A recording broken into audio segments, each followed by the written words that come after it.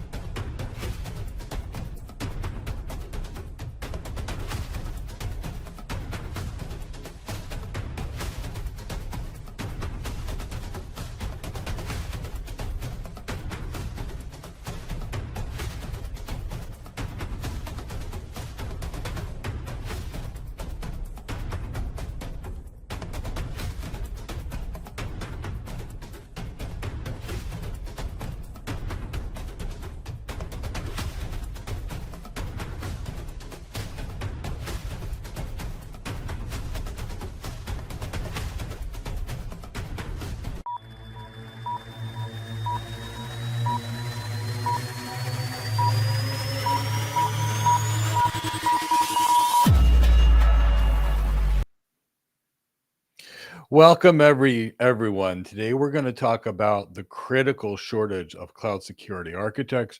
We're going to talk about how badly this is affecting businesses with the incredible number of cloud security vulnerabilities and the number of cloud attacks that have occurred. And then we'll talk about why we're running this completely free CCSP bootcamp, because we really want you to get some skills in cybersecurity. So that's going to be the discussion for today. My name is Mike Gibbs. I'm the CEO of Go Cloud Careers. I've been working in networking and network security for about 25 years now. I'm joined by Alonzo Coleman. He's our Chief Marketing Officer. He's a great cloud architect. He understands a lot about security as well. I am joined by Mark Milovanovic, who's a CCIE and has a tremendous background in cloud security as other forms of network security as well. And both Mark and I are going to be the two instructors of our completely free CCNP bootcamp, which is going to begin in a couple of days. So actually next Monday. So if you haven't registered, please do register. Before we also begin, I'll tell you about a couple other free things we have for you. Tomorrow, we're going to run a webinar on how to become a cloud architect. If you got a goal of becoming a cloud security architect, this webinar is for you as well. Cloud network architect, it's still for you, and it's completely free. We will go over the role. We'll talk about what we do. We'll talk about the skills that you need, and you can ask questions live on Zoom for about an hour, and it's free. So If you've got questions, come. We're happy to look at you, look at your LinkedIn profile, give you a mini interview if you want to see if you're ready for a job, whatever we can do to help you, completely free on this webinar. And we also have a career guide for your architect career in the description of this video, how to be an enterprise architect or an AI architect or a cloud architect. So enjoy some of the free ebooks our team has written for you. So that's what we're going to talk about today. We're going to talk about the state of cloud security.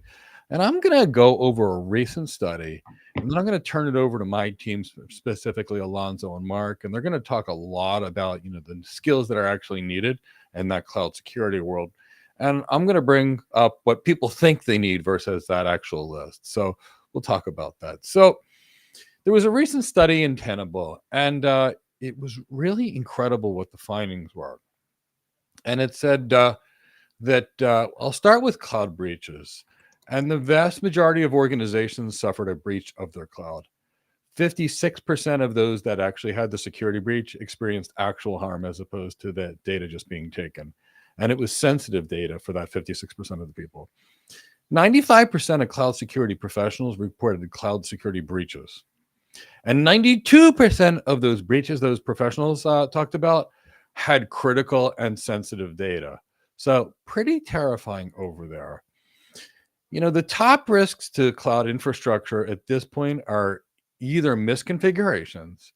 And the reason they're misconfigured is people don't know what they're configuring and why they're configuring it. They're doing labs, they're clicking on buttons, they're playing with the CLI. But if you don't understand the underlying technology and you don't know why you're doing what you do, there's a very good chance, and you see it all the time, that people do the wrong things. The other side of it, the other main risk is the misconfigured identities. So we're going to be dealing with, complex identity and access management systems, and in many cases, zero trust, in addition to defense in depth. And there's a lot more that goes into it than what people think they're going to learn in a AWS training boot camp, because most of these systems won't be AWS or, well, they might be Microsoft, but they're not going to be. They're going to be primarily enterprise IAM systems, and they're going to have to work with everything from the routers to the switches to the firewalls to the PCs. So it gets fairly complicated at that point. Now, the biggest challenge organizations have when it comes to securing identities is lack of visibility into what's going on. And, a lot of that's related to the tooling in the multi-cloud environment. You have to use industrial tools, and many organizations have not. So now they don't even know what they have going on in a lot of places. Now, the next piece, which is why we do what we do with Go Cloud Careers and why we're running the free CCSP bootcamp, is that the reason it's so bad is the expertise is lacking, specifically in securing cloud infrastructure. 95% of organizations, when asked, say they can't find qualified people that actually truly can do cloud security, and that it's affecting the things that are being done. And when the clients are asked about cloud-related breaches in the past 18 months, meaning a year and a half, 95% of organizations acknowledge the security breach. 95%. That means everybody, for the most part, had a security breach on the cloud in the last 18 months. And most of that is related to lack of skills. It's not the technology itself. Sure, we can get a little more cleaner security wise, and we've got more control in the data center, but you can do it properly on the cloud, but it's the lack of skills. And the more customers who ask, the more the data sounds scary. 80% of companies have experienced at least one cloud security incident last year. So it's pretty big. Now, what are the main incidents? A lot of them start and begin by phishing. 45% of them are data breaches that are cloud-based. There's some malware. There's security exposures that are found in cloud premise environments more than on-premise, for example. But, we don't need to go into all those details right now. But I think you get the concept. There's a lot of work we can do. This is pretty terrifying. And anytime we have an obstacle or anytime we have a challenge, what we have even more is an opportunity. Every opportunity is your chance to achieve something, to build your career. So I love these cybersecurity careers. I personally love the cybersecurity architect and the cloud security architect one. But in this particular case, I feel like we got a lot of good mileage for cloud security engineers as well.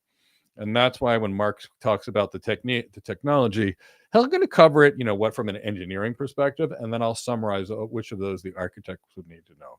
But that way you get it, because no matter what, we need the people to design it, the architects, and we need the people to build it. So, I'm going to ask you, Alonzo. Alonzo, you've been here with Go Cloud Careers now for a little while. You started by getting certifications, and we can talk about your experience versus what you learned with us before you ended up getting a job on the cloud. But I also want to ask you this question. I'm going to start with this one first.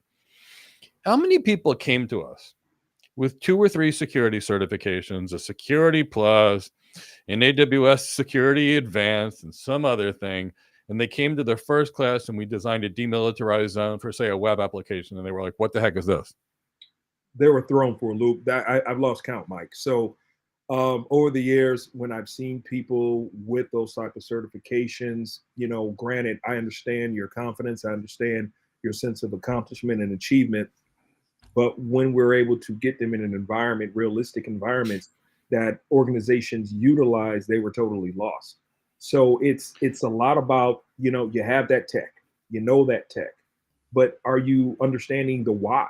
You just can't slide a toolbox at a problem and just say, let's just throw things at it without understanding what the problem is. So they didn't understand how that technology was utilized for business value. They didn't understand how that stuff was, how it needed to be applied so that businesses can understand how to solve that problem instead of just a hammer in search of a nail. You cannot utilize templated architecture, templated technology for every problem that you see.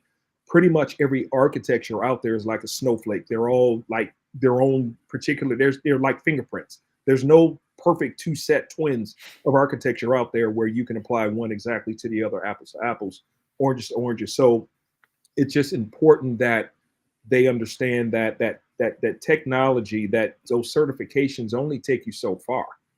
People want the cake. The frosting is great on top. That makes it even better. But without that cake, there's no substance. Yeah, and I think we'll bring it to that. If you learn the technology first, learn what is the technology, understand how the technology works, how it fits together, and then you do a certification, you're great. Because it's the understanding of the technology that gets you hired, how it works, which gives you the ability to tune, optimize, and design. And then when you get certified, the certification is like an interview magnet. And then it might even give you some additional things that you might learn on top of it, but you still have this foundation. So it's great. But, it's always been that. And usually when it comes to entry level, and then we'll get onto this, what people really need to be hired versus what they think they need to be hired is completely different. I initially, when I went into networking, thought I knew what I needed. I had 6 certifications. And when no one wanted to hire me, I quickly learned what they actually needed. A couple months later, after learning those things, being overwhelmed, but I learned them, all of a sudden I had any opportunity in the world that I wanted. And with these kind of cybersecurity statistics we're talking about, that's why we're talking about it. You meet some people and they think all they're going to do is Macy and WAF and Shield and a couple of access lists and security groups, and they're secure. And honestly, if you did that AWS Security Advanced, you'd actually believe that. Plus a couple other things, and you would think that's security. And, it's a technician certification. Click, click, click here. And that's great. We need people to do that. And that's fine too. But let's talk more reality of what it takes to actually work and what companies actually need, because nobody's going to hire somebody to click a bunch of boxes. They want to know why they clicked them, what they're clicking, and how that's going to impact their systems versus just how to. The how to is the easy part. It's the why and the what that always is the big issue. So, the how is also important, but, for the engineers that build it. Mark, could you cover the domains of cloud security? What really goes into it? And I'm going to give you 10 or 15 minutes to really talk about this. So bear with Mark. And when we do our CCSP training, we're going to cover many of, or if not most of these domains, except for the engineering components where you would do it. But otherwise, we're going to cover many, if not most of these domains. So Mark, why don't you talk about the domains of cloud security? Things that an engineer would need to do, for example, versus what an engineer would think they would need to do. Oh, okay. That list is quite lengthy. So as you mentioned, bear with me. I'm going to give you a little bit of a list. Again, I'm not going to go super detailed into it because otherwise we'll be here for the next 3 years trying to just give a brief overview of things that happen. But if we're thinking of from bottom-up stack, we're also going to always talk about the infrastructure and as well as the plumbing. So we're always going to be talking about some type of networking. When it comes to networking, generally when we think about security, it's not so much the actual physical security that would concern the engineers. That would be more of an architecture level type of design potentially that you would have to take in consideration. But here we're really talking about your protocols. So we can think of protocols such as TCP/IP, it could be UDP, it could be the various routing protocols, depending on which ones we use. They're also going to need some type of hardening or security. And that, of course, is there's books written on how you can secure such a protocol such as BGP, right? So we know there's a lot of depth in that. Additionally, when we think about it, a lot of us don't think simply in numbers, right? For example, 192.168.10.100. We just don't think that way. We type in names. So there's protocols such as DNS that we need to think about it as well. And then how do we secure DNS? There's various ways on how to accomplish that as well. Now, for those that don't think that's important, well, somebody can actually create a profile from you of knowing where you've went and at what times you've went. So being able to obfuscate or mask that type of information when it comes to DNS is going to be quite important. Then the other one, since we're talking about web traffic, for us today, it's quite normal now to see that little padlock when we go into the browser, and we know that that connection is encrypted. Generally, we call this HTTPS. Some may even call it TLS. In either way, it is a form of encryption in regards to that session, that particular session when we go to a website. If you ever wanted to see it yourself, many of us do online banking. Go to your actual bank website, and you'll see the little padlock. You'll click on it, and then there's going to be all that fine little techie detail in there in regards to who's the one that signed the digital certificate and so forth. Okay, so there's these things. But then there's the little minor protocols too that we don't many times think about. We still live in an age where we use email. So what about protecting the protocols when it comes to actual emails? We don't think of it many times because we'll turn on our computer. If we have a desktop client, I still use Outlook desktop.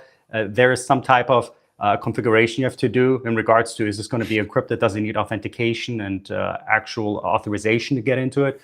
But when we're at work, what do most of us just do? We just log into an online client. We never see the behind the scenes. We never think of it. It's already all done for us.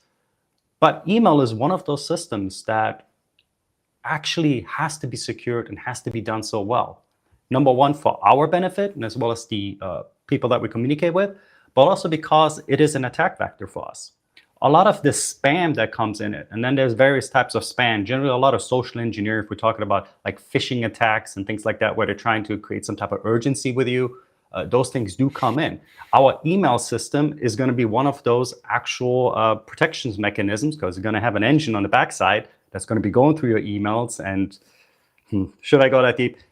Oh, sure. There's signatures that it looks at and it figures out if this is a known malicious attack vector.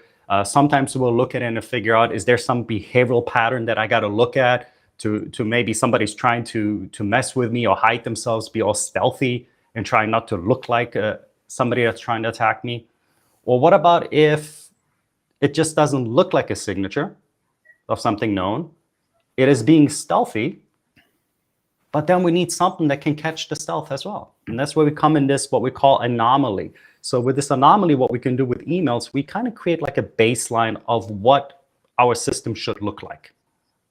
And then anytime we see a deviation in that baseline, guess what? That's a potential threat. That's a detection. We can act on that. So those are some additional engines that we can kind of punt into this email protection aspect of it, when it comes also from protocol level, but also attaching additional things to it. And then, of course, we're dealing with artificial intelligence. We're dealing with services that are going to be off in the cloud. Guess what? They tie back into these systems that help us create a baseline. But the baseline is not now based on our system alone, but what do other people have experienced with getting that type of email messages, that type of attacks? What about the 50 million other people that have looked at a particular file and have noticed that, hey, this is fine? We build our baseline from that as well. So again, we don't think about a lot of these things, but as a security engineer, let's go down to the security engineer. Those are things you'll need to understand how to protect these protocols.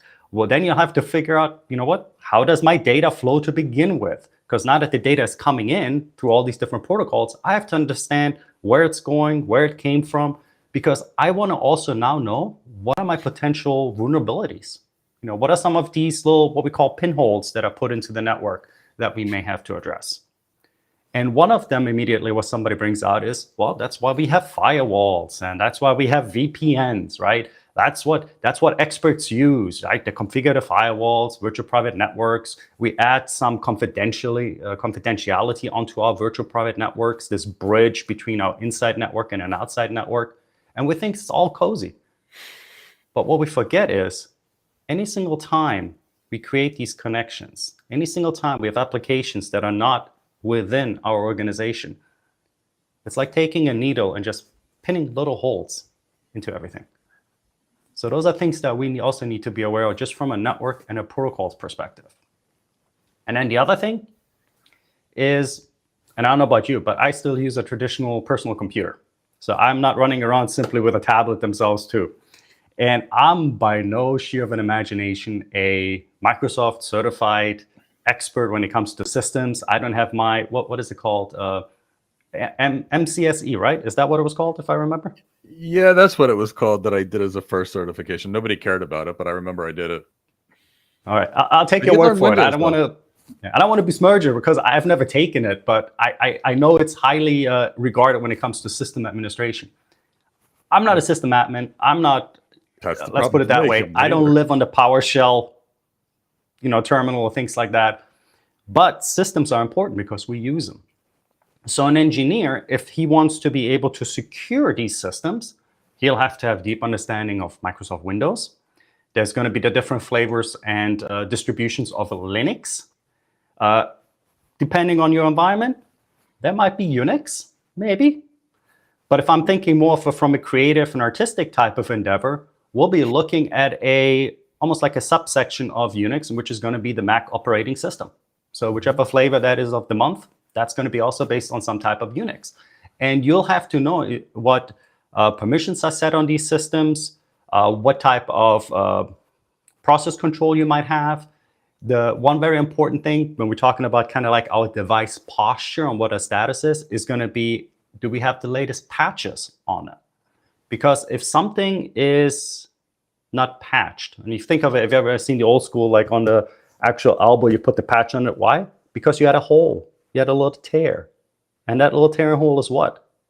It's a vulnerability. We want to patch that. We don't want to make it get bigger. We don't want to close it up.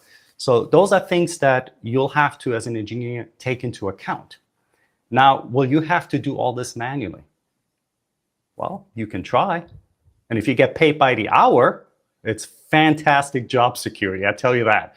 Because it's been a while, but there was a statistic a few months ago, actually not a few months ago, I'm off with my time. I think this was last year where I read it, where they said if when they went to speak to different security vendors and they were asking them, how great is your security product?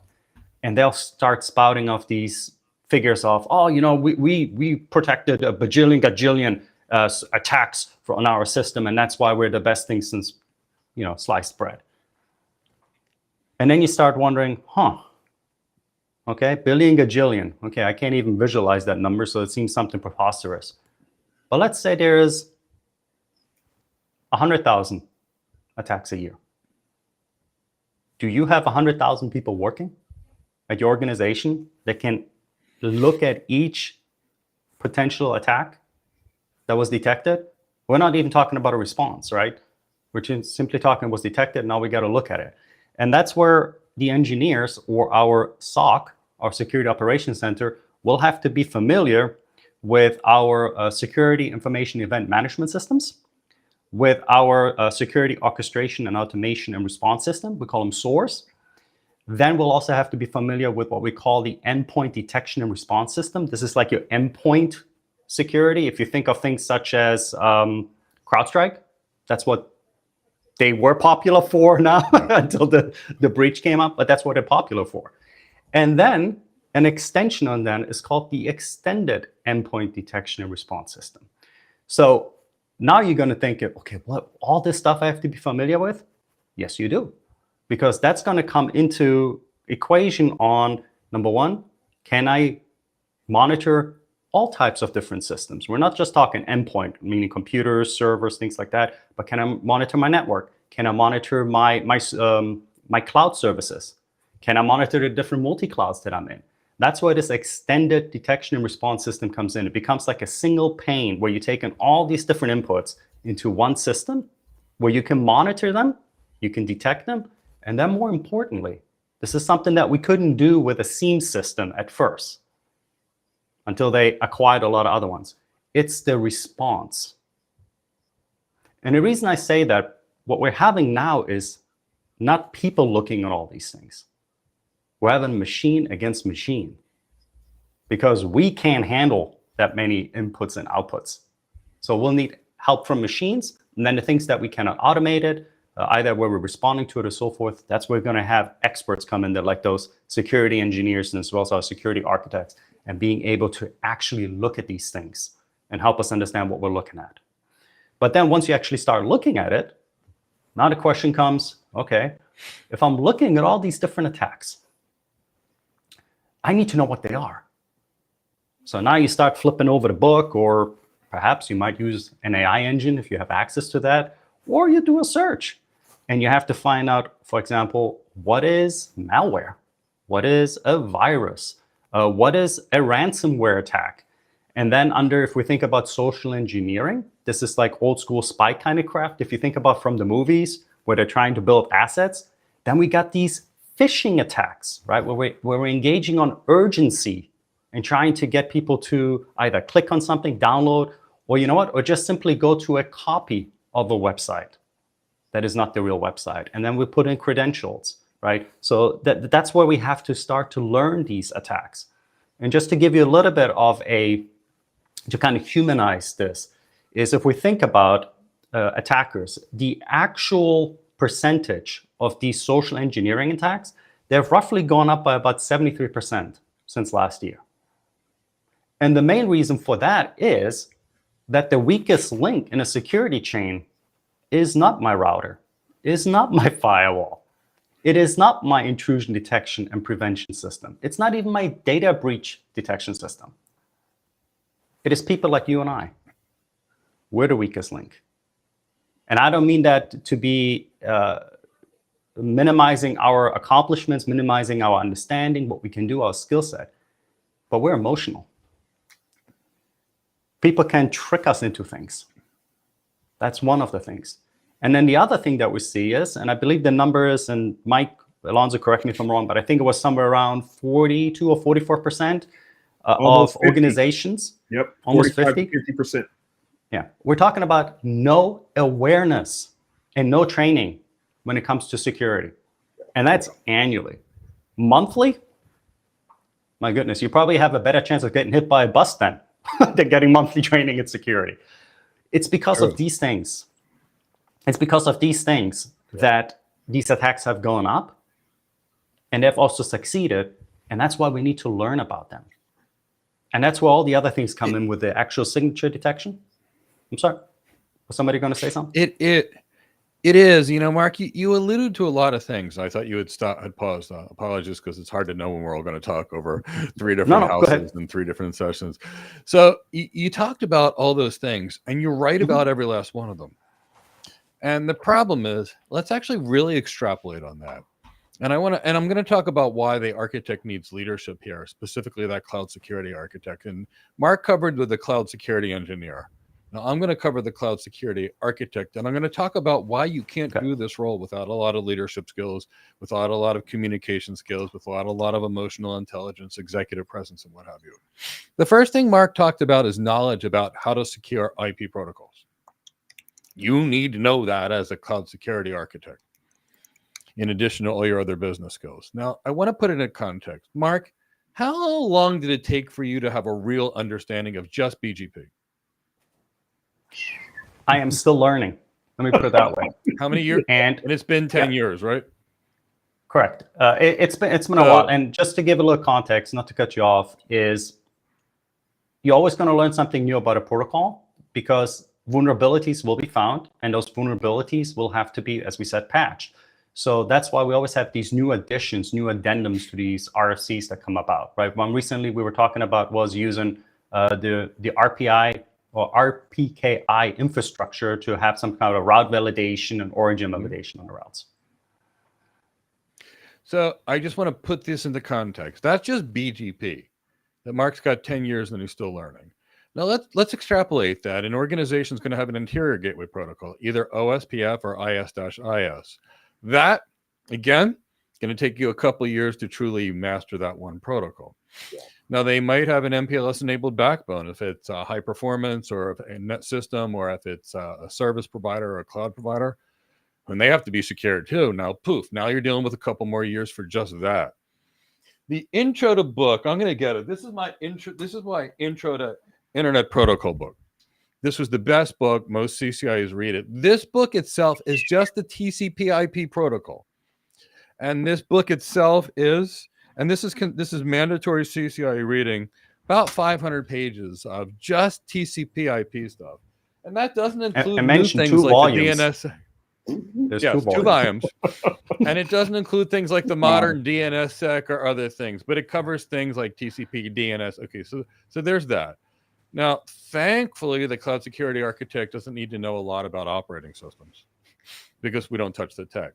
But they do need to understand operating systems and vulnerabilities and what needs to happen to lock them down. For example, what do you disable that comes on the system? What kind of host-based endpoint protection, anti-malware, host-based firewall, host-based IDS, IPS, that kind of stuff, and then more.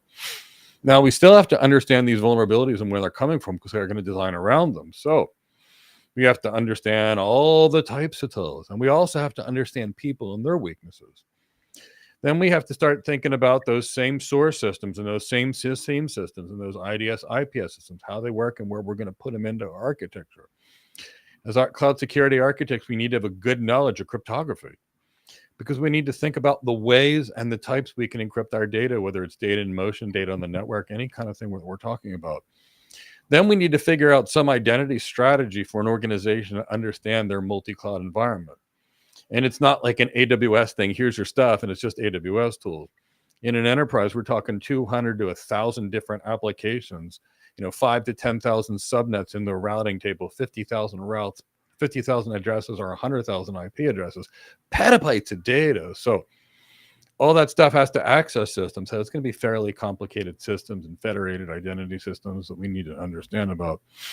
Then we need to understand the clouds themselves, how the clouds work, how their infrastructures work. So we can think about what happens if, you and other people are on the same server and there's a hypervisor attack. There's that which we have to protect against, and data sovereignty, where our data moves and requirements. So there's a lot that goes into that from the cloud security architect perspective. We're going to talk about everything we're talking about now that I'm describing, with the exception of the routing protocols when we do our free CCSP training. So please sign up and enjoy it. No, we don't need to know scripting or programming as architects, thankfully. That's somebody else's jobs. But we do need to know security frameworks and where do we use this NIST framework, and should we use this zero trust? And why are we using zero trust, and what problems did that solve in the cloud? Why might we use defense in depth in the data center and add an element of zero trust? Again, we need to know that, and it's choosing the right one. And we need to think about how we can automate things to reduce the amount of work that needs to be done, and where we're getting our threat intelligence information, and how the company can take this information and react to it. So that's the technical skills for the architect. Most of the architect skills are, believe it or not, business and non-technical, but that technical skill is there. So when people come and they've done a security plus and an AWS security advanced and they think they know security, and then you ask them, it becomes clearly obvious. And that's why we're actually doing this, because we're not against any certification. I'm really not. Now, I am all about where do you spend your time. If learning this skill will add $200,000 a year to your salary and this skill will add nothing, I suggest you add it to the thing that adds $200,000 a year. And that's because I'm a performance coach. If you look at the information on business acumen and architects, it's a several $100,000, increase in salary. And then they learn Python, which isn't related to their job, and it doesn't help them. It doesn't help their customers because it doesn't help them better apply business principles to technology problems. It's just stuff. So I always look at the opportunity cost. If I have 1 hour per day or 2 hours per day, how do I spend it to get the best return on investment? Yeah. I think that's something. Alonzo, you plan all kinds of things. You're a planner.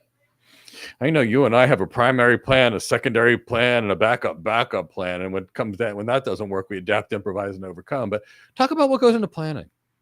The planning. Okay. The first thing is that we have to understand what the problem is. Okay. So we just can't jump in with like I mentioned before, a preconceived template, particular technology that you've worked with in the past, popular technology, or what a culture-based technology is that organizations use. So it goes, I need to understand the why. I need to understand what the goal is. I need to understand trying to baseline where we are today and where we want to be tomorrow. What is going to be the interim technology to get us from here to there? And that requires understanding leadership and understanding the financials, understanding capital, CapEx, OpEx, weighted average cost of capital, understanding how are we going to afford this? What are we going to get out of it in the end? Are we going to get a return on investment? How long is it going to take? The list goes on and on and on, and we need to compile this information to understand its ability. Is it feasible? If it is, great. Then what are we going to get out of it? If not, then let's go in and examine what we can do, and we can possibly do this incrementally instead of a full leap into this goal that we have set for ourselves. So understanding these documents for the organization and how they operate, what the leadership did last year, 5 years ago, what are the trends? Where are there any documents about this technology that we've utilized, playbooks and everything else? So we need to compile all this information, understand it, see where the tempo is, and be able to glean a strategy based off of what these documents say about the organization so that we can move forward. Yeah, and the key is giving results for our clients. And when we do the CCSP training, we're going to talk about what is the client's exposure and how you would calculate that. Because you hear people saying, I can't get my company to buy the security they need. That's nonsense. If they're not willing to buy it, it's because you didn't quantify their risk, you didn't show them the risk, and you didn't show them that your solution costs less than their risk. Yeah. And believe me, you can quantify a whole lot of risk on an enterprise. You just have to actually know what you're doing and how to do it from a business perspective. Because when an organization sees, wow, we've got a $1.6 billion security exposure this year, and we can insure against it for $1 billion, or we can mitigate against it for, 200 million, and then 100 million in insurance, you've actually saved the money. Now, it looks like a lot on the surface, but it's not in terms of pragmatic terms, because they have an option to mitigate the risk, transfer the risk, what have you. And that's why I love these cloud security architect jobs, because they're advisors. They're constantly meeting with people. They're constantly learning conversations. They're dealing with vendors, and that means you can't be replaced by AI.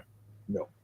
Because it's that human-oriented side, but it's also the consultative side. And Mark will go over to you after that, but it's really, in my youth, and I practiced internal medicine when I was a nurse practitioner, and I help people by learning their problems and creating solutions. And then I did work in engineering for a little while, and honestly, it wasn't my cup of tea. I mean, I got promoted real fast, but I didn't love doing it. I didn't like being the person that came in at 2 o'clock and 3 o'clock in the morning to go fix the network when nobody was there. I didn't like being the only person in a company with 10,000 people that truly understood networking. So every time it broke, it was me. It wasn't my thing. It was fine, but it wasn't that. And then when I moved here, and it's like, oh, I can do the same job as medicine. It's just now I'm dealing with tech and advice instead of medications. I like this.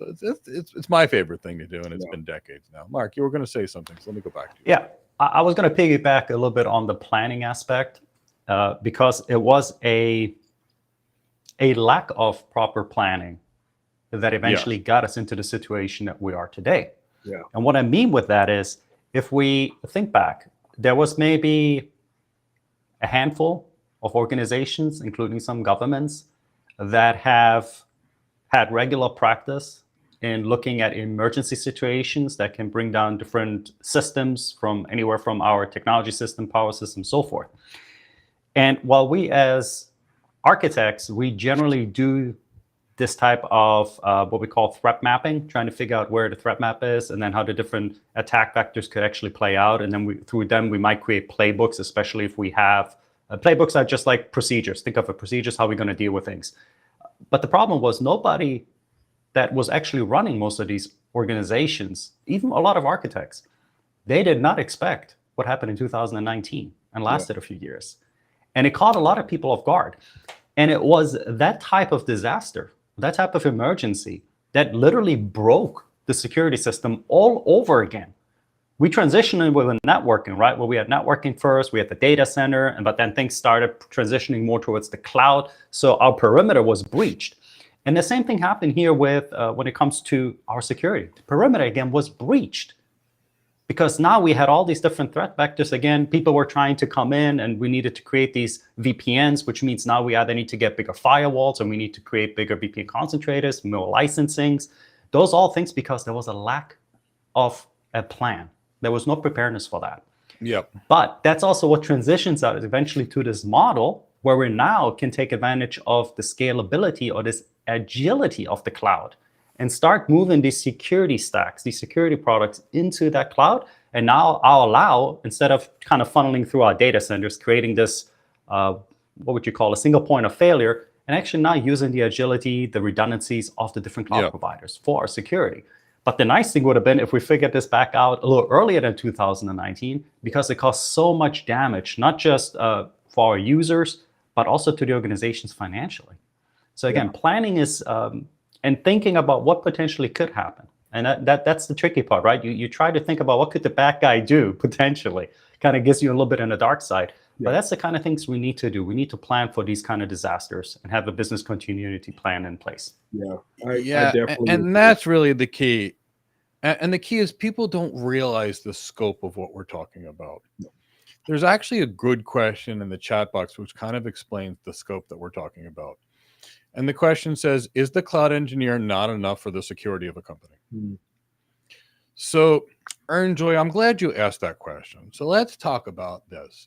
So there's no way that a cloud engineer is going to know how to deal with all the firewalls, all the IDS, IPS systems, all the source systems, all the SIEM systems, all the authentication systems. And so let's talk about an enterprise.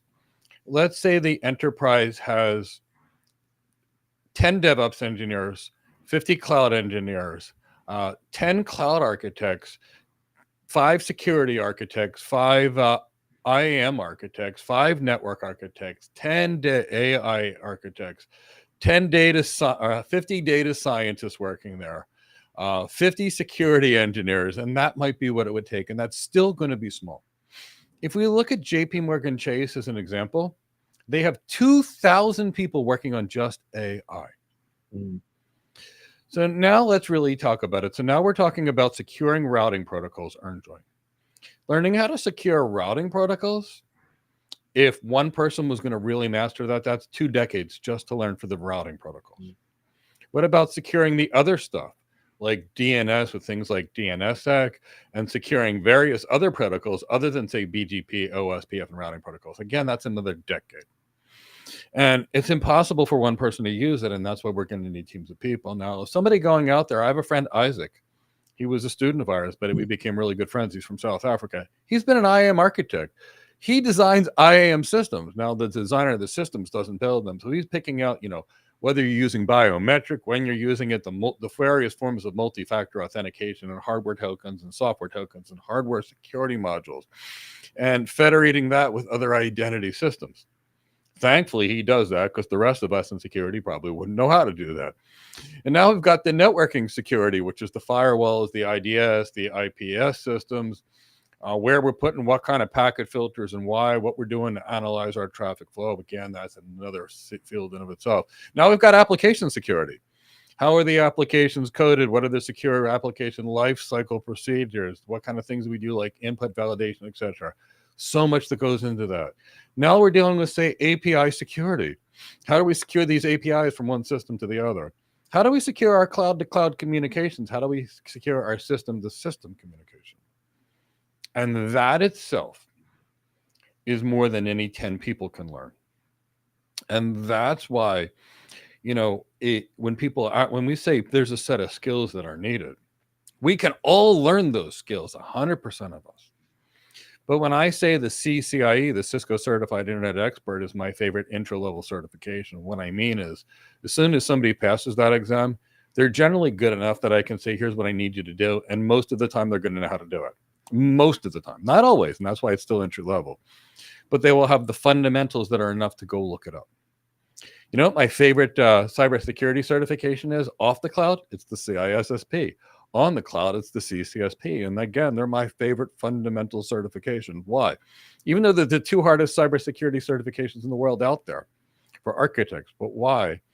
Because when we go through this and we start talking about one thing, we talked about what it is. And we'll go 10 times deeper than a Security Plus, but still, we're not going to be able to get into the depth in a certification. And every topic we cover, you could go back and spend another 50 to 100 hours to truly master over the life of your career. And when we cover 500 topics, imagine spending another 50 to 100 hours on each one of those topics. That's mastery. That's where somebody has that degree of expert.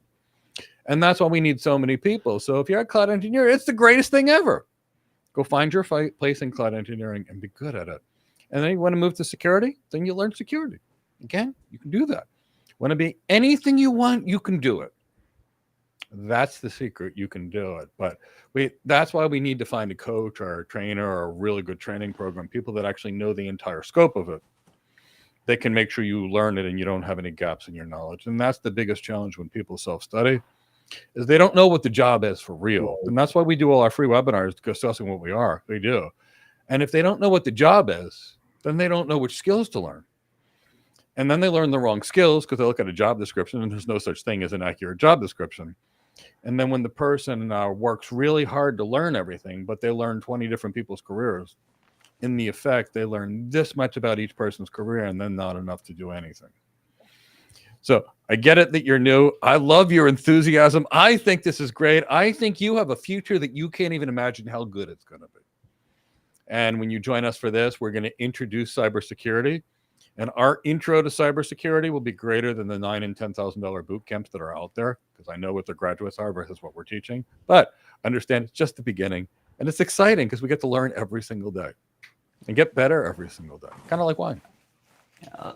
Let me add this for Orange Joy as well. I'm sorry, go ahead, Alonso, if you had a comment. I'm just co-signing. I couldn't have said it better.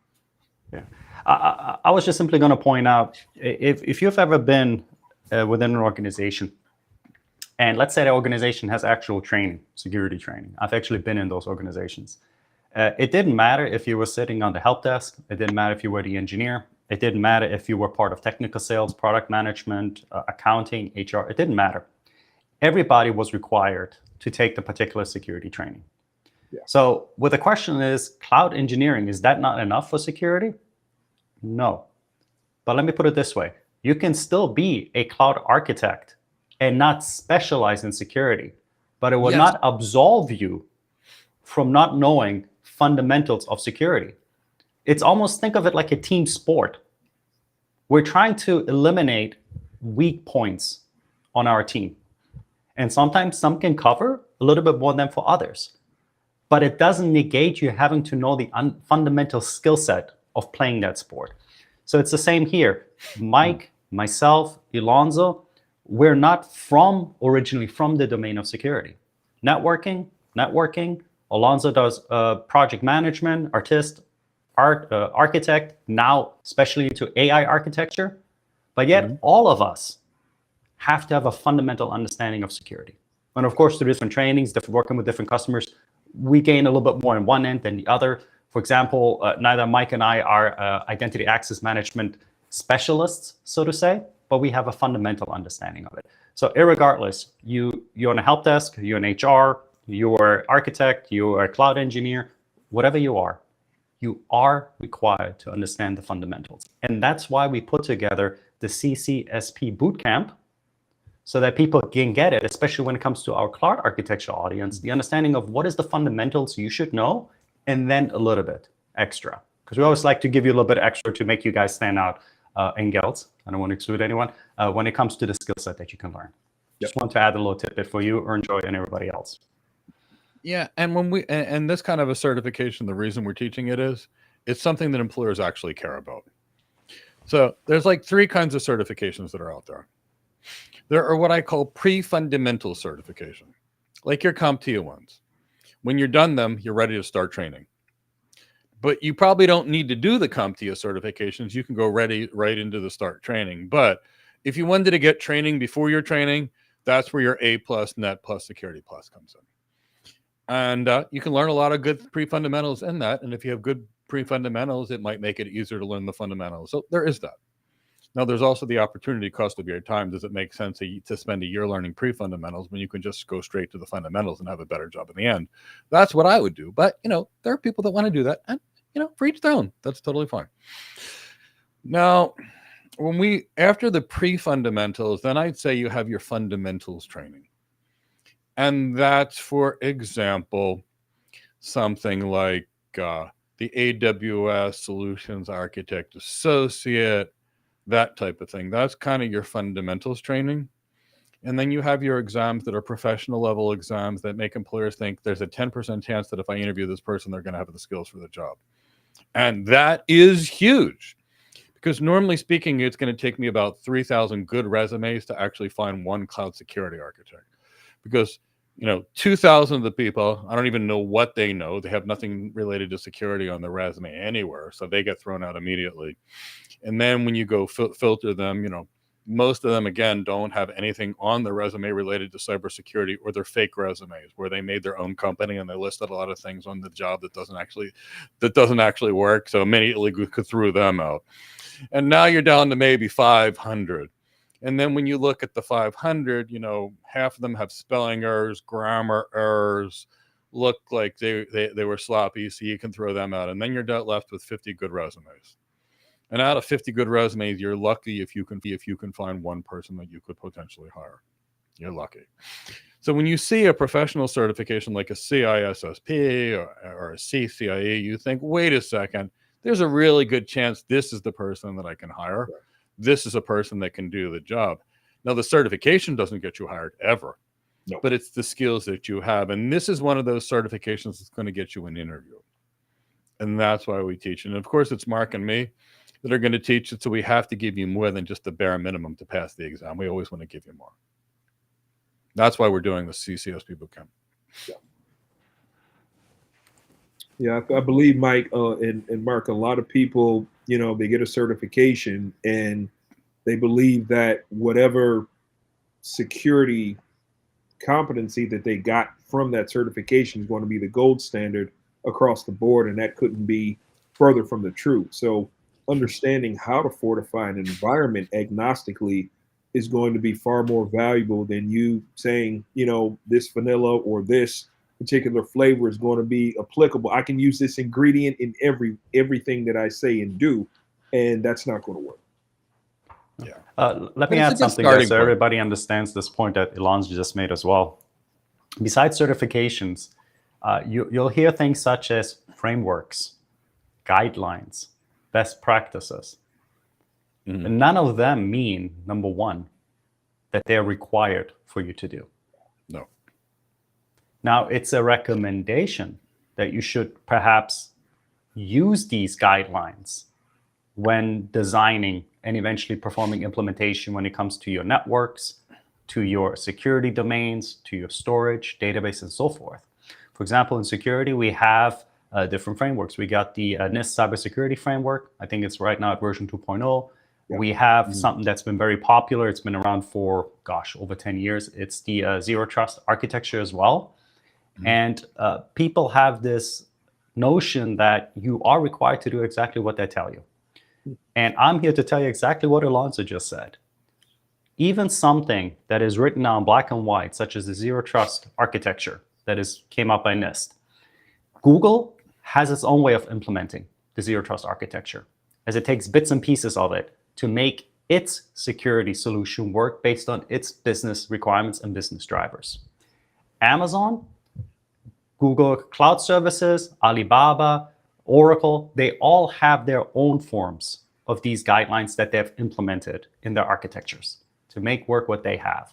So it's the same for you. You need to get familiar with them, but understand that it's a fluid, it's dynamic, based on what is required for your organization to get done.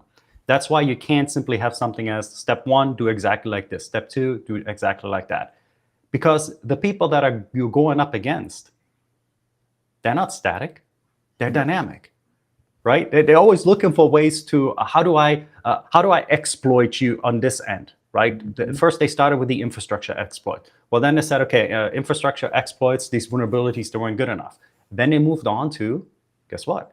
Now it's more the social engineering aspect of things, right? They moved on to a different vector that they can attack you at. And that's the same way he works here. So just keep that in mind. It's a dynamic, it's a fluid environment, but it needs to be driven based on what's best for your business. Yeah, exactly. Yeah. All right. Do we want to take a couple more questions, Mike? Yeah, let's take some questions. I know I pulled one out of letter because I thought it was important for everyone. And it was a great question. I'll go to the person asked. So let's take questions. And, if more things pop up that we should talk as the questions come, I'm happy to do it. We'll elaborate on it. All righty. All right. Capitulator. Every job application, 5 years of experience for entry-level job.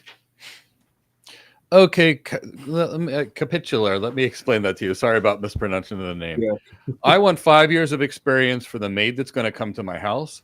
I want 5 years of experience to the person that's going to answer my doorbell for me, and etc. Every employer wants 5 years experience, and then they'll hire without it every single day of the week. Here's what they want. They want someone that knows something. That's the secret. And why am I saying this? I've literally spoken to about 300 security pluses. And I asked them basic security questions, and they didn't even know where to begin. And when somebody comes to me with the CompTIA trifecta, the A+, the Net+, the Security+, and they say, I'm ready to work, I say you need 5 years experience, because I know they've learned the pre-fundamentals, not even the fundamentals yet. Now, by comparison, if somebody actually really has real knowledge, I'm willing to hire them in a heartbeat. And it doesn't matter the job. And that's where people go wrong. If your entry-level security certification was a CISSP, and then after that, and even though it says 5 years to take the exam, you can still take the exam. You can pass the exam without the experience. And then you can tell an employer the exam that was so hard I needed 5 years of experience to pass, I did it my own in the last 2 months. Again, that makes you stand out for being smarter. So again, don't worry about that. But I'm looking at Delroy Bad, who was hired by CDW as a cloud security architect after 1 year of training with us. And prior to that, he worked on ambulances. And I'm looking at Jeffrey West, who got his first tech job at Calian. And I'm looking at people like R, who went from TV host to security architect in a very high special space as his first tech job. And I'm looking at Quentin, who got his first cloud security architect as his first tech job. The last thing he did was Forex trading. And I don't care whether you're Richard Ferrari, who worked in a bank's fraud department, not in a tech role, who got his first cloud architect job after our training, or Ivan Tambu, who was a waiter. It's not that they want experience. They want knowledge. They want competency. They want skill. And if you have that, you will get any job you want. So, when we cover the CCSP, we're going to give you something. Now, that's one that will actually give you a lot of what you need to get a interview. Now, depending upon the career you want, it may or may not be enough. That will not be enough for a cloud security engineer by any stretch of the imagination. It will be 40% of what's enough for a cloud security architect.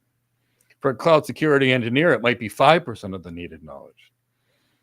So it's all about matching the knowledge, matching the skills. And when you go on that interview, proving competency beyond a reasonable doubt, it's about showing energy, enthusiasm, and passion.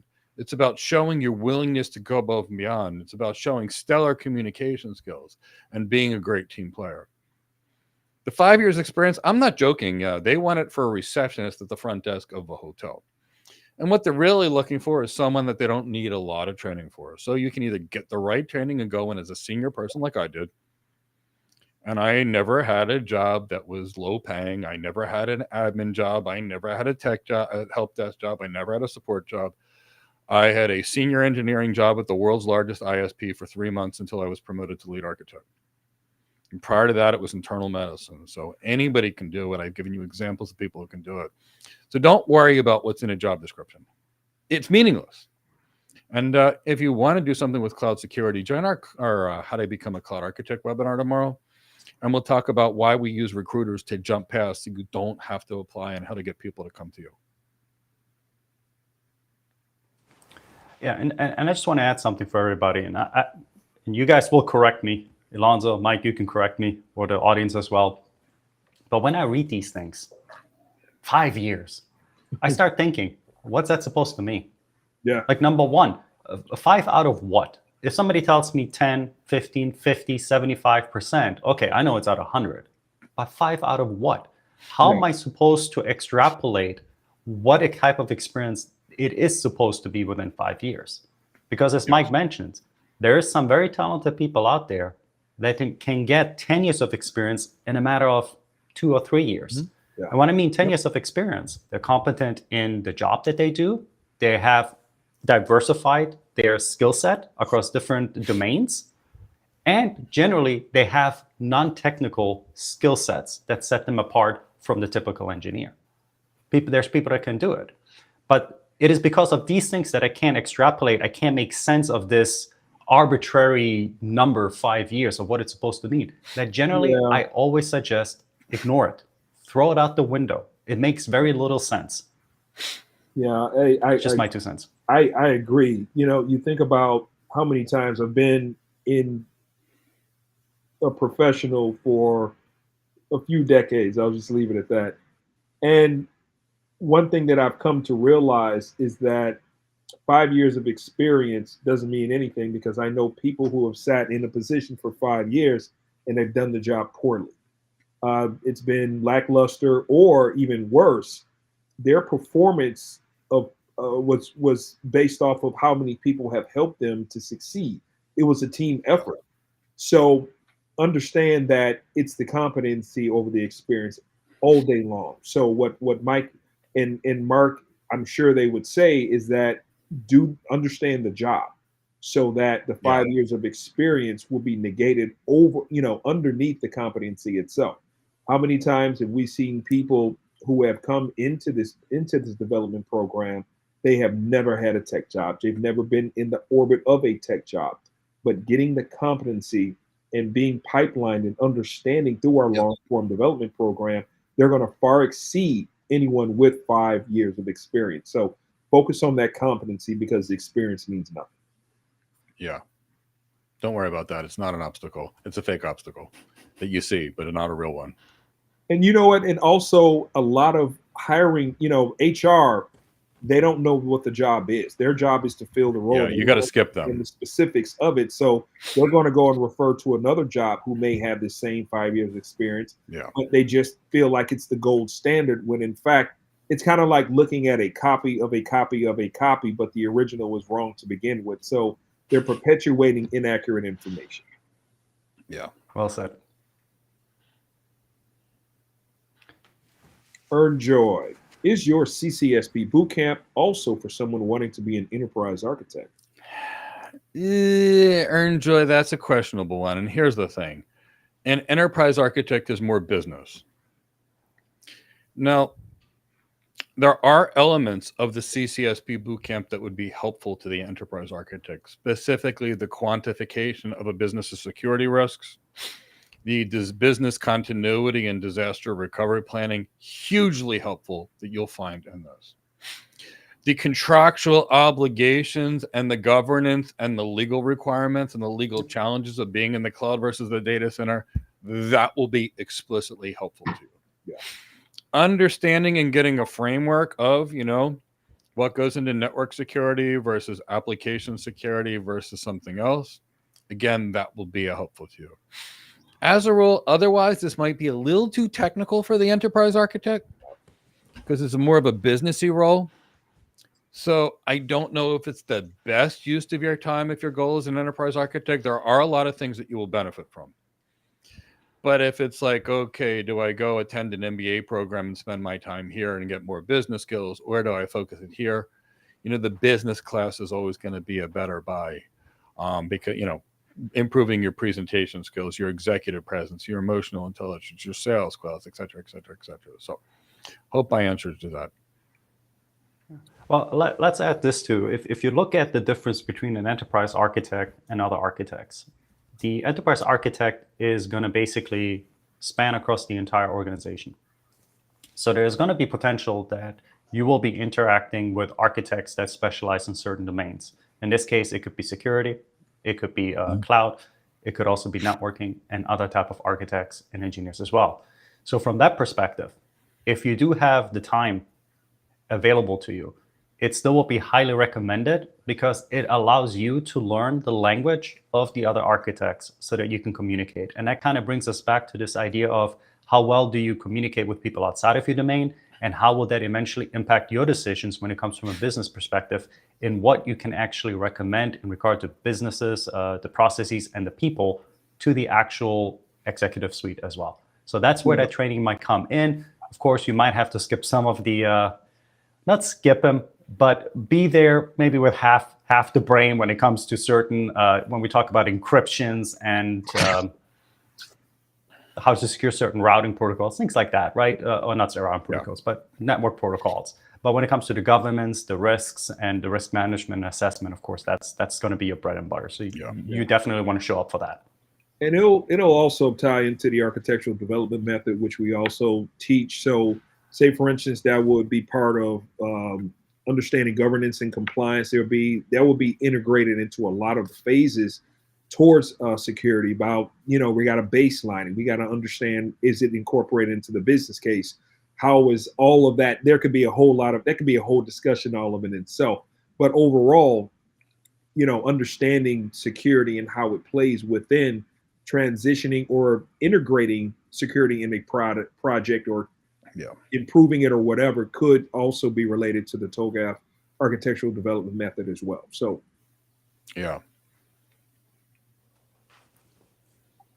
so basically the answer is show up. Yeah. So Earn Joy, today we're actually talking about security and security needs and security certification. So I see the next two questions you have in there are actually related to basic cloud fundamentals. Yeah. If at the end of this session, and we don't run out of time, I will happily answer them. But otherwise, I want to actually get to questions related to the content today. And there's lots of content to answer those questions on our YouTube channel. Yeah. But I will get to it if we have time in the end. Okay, Chris, you can bring in the next one.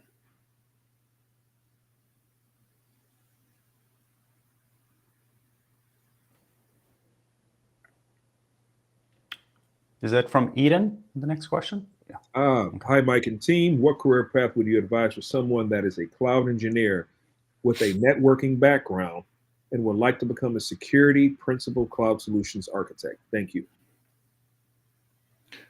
So realistically speaking, if you're a networking person right now, the first thing that you would need to train is to be an architect. So right now you're used to building stuff, which is great. Now you need to think about the entire big picture.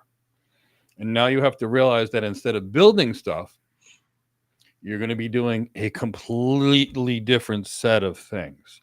You're going to be giving presentations, creating architecture documents, building architecture teams, negotiating deals, managing vendors, managing stakeholders, learning business requirements, building business cases, calculating calculating the organization's vulnerability, calculating their assets, calculating their risks, and planning risk mitigation versus risk transference careers. You're going to have to understand a fair amount of governance, legal things, and compliance in this architecture world, which means reading legal documents, etc. It means learning frameworks. It means learning how to meet with the C-suite and talk to the C-suite and get the C-suite's needs and building business cases and ROI models. So you're going to need some kind of architect training from somewhere. Now, it could be us, but you're going to need to be trained to be an architect. Now, at that point, assuming you're working as a cloud engineer, and then the question is, you got increase your security knowledge and learn, all these elements that we described. The CCSP that we're going to talk about will be the intro level. That it all goes up from there. But that's a good framework of what to do. And you do that and make sure you get architect training, which is the exact opposite of engineering training. And both I did it and Mark did it. You know, it's so hard after being an engineer to not be an engineer anymore. And, you know, when I was younger, and I'll explain it and I'll have Mark explain it after me. I was a nurse before I was a nurse practitioner. I don't know what country you're in. So let me describe the difference. A nurse practitioner practices medicine. A nurse does nursing. So the nurse practitioner and the physician do the same job. They see you and they build a plan. For example, when a patient comes to the hospital, we visit our patient in their room. We run some tests on them. The tests come back. We make a diagnosis and a plan. And the nurses all build that plan. And they work on that plan for the next 2 weeks. And each day you come and answer their questions. Here's the reason I'm telling it. The nurses carry out the plans, give the medications, move the people, do whatever they need to all day long. And when I was in my nurse practitioner program, they tried an experiment. They put in 2 people that never worked as nurses before they put them in a nurse practitioner program, me and my friend trying. And you know what they found? That the 2 of us that were not burdened by having to be a nurse and learning all the how to, we had jobs before we were even graduated. And the rest of the team was still struggling in the second year. Yes, they had more hands-on experience, but they had hands-on experience with another person's job. So that's going to be your biggest challenge, is to forget that you were once an engineer. Start thinking big picture, start thinking about what the impact on the business is, and not diving deep. You add that with your business acumen, your leadership training, your executive presence training, your CXO relevancy training, your sales training, your big picture architecture training, and then poof, it'll be nothing for you to go into that principle. And the difference between a principal architect and a regular architect is going to be one of 2 different things. It's either going to be that you're the best security-wise that they can find, and that can put you into that principal and distinguished architect. And if you're familiar with networking, that's what a Russ Weiss would be. Russ White, someone that's so good, that's so strong, that your distinguished architect. But if you deal with Russ White, he's also got good business skills too. And the other side of the architects are the people that are good enough security architects, but they've got great business skills. And they're the ones like me that'll close these $200 to $1 million to $1 billion type deals. That's the architect that's usually the principal architect. It's usually the kind that has got that MBA skill, the leadership skill, the executive presence, and all of that. You can do it both ways, but that's typically, more often than not, it's the business person. Yeah, so I would, this is going to be such a design/architect answer to you, Eden, but it does depend exactly on what kind of path you're going to go down to. Mike already alluded to it very well, sketched it out for you. I will give you this though, because I also came from a very similar situation Mike did, except I did engineering a little bit more than just 3 to 6 months. And what I have found is, and I'll give you this very simple example. Generally speaking, when you see these advertisements, let's say like for phones and things like that, the first thing that they'll spew at you is that it has a brand new screen on it, and it's got this PPI of 800, and it gives you all these stats. And what they're doing there is they're really telling you first how great their technology is, that you need their technology. And that's what we as engineers do too. We start at the bottom up. We look at the tech, at the tech, at the tech. And then we ask ourselves, what am I going to apply this tech to? Well, let me do this. I just want to play around with it. Let me tinker with it. Let me get geeky with it. And we take technology that was not designed for that purpose, and we just kind of, make it fit. We'll take the square and we'll fit it in a round peg kind of idea. Little kids how they tried, except we in tech, we somehow make it work for some reason, and then things go chaotic. But it's the same thing when you're now as an architect, though. Now you have to flip it. So instead of looking at the tech first, and this is where the difficult thing comes in, you now got to talk to people, and they might tell you, we want to be more efficient. What does that mean? I know if I'm talking about, let's say, OSPF, if I want to be more efficient, I know that I got to trim down how many LSAs are being flooded through my area. I know that I can adjust the timer so that I'm not sending or replicating that type of databases too much. That to me means I can be a certain percentage more efficient. But what does that mean to a customer? Yeah. And that's the mind shift, mindset shift that you have to make from an engineer to an architect, where you got to flip everything on its head. You got to stop from what we call the top-down approach, not the bottom-up approach, and start really thinking, what is the problem? Why is the problem there? Or what outcome are they trying to accomplish? Once you figured all that out, then the technology potentially comes into play. Because guess what? You still may have to talk to users, different decision makers. Because whatever their business drivers is might be different from the CISO or the CIO or the COO, might be different than the managers of an IT operation or the director. And then eventually you might say, oh, okay, I've accumulated all this information. What fun tech can I apply to that now? And that's the biggest mindset shift that you'll have to make. And let me tell you from personal experience, tech or the technical aspect is easier. And what I mean with that is you can pick up books, you can pick up official technical documents that will spell out from A through Z how that particular solution, that particular technology, protocol, etc., is supposed to work. How is the firewall supposed to work? You'll have all those documents. I can't think of a document or a single book that I can pick up that's going to explain to me how this up here works exactly. What exactly drives everything? Certainly, there's some type of psychology that we can apply. We can figure these things out a little bit. But it's not black and white, and pun intended, black and white, how it's written for technical documents on how it works.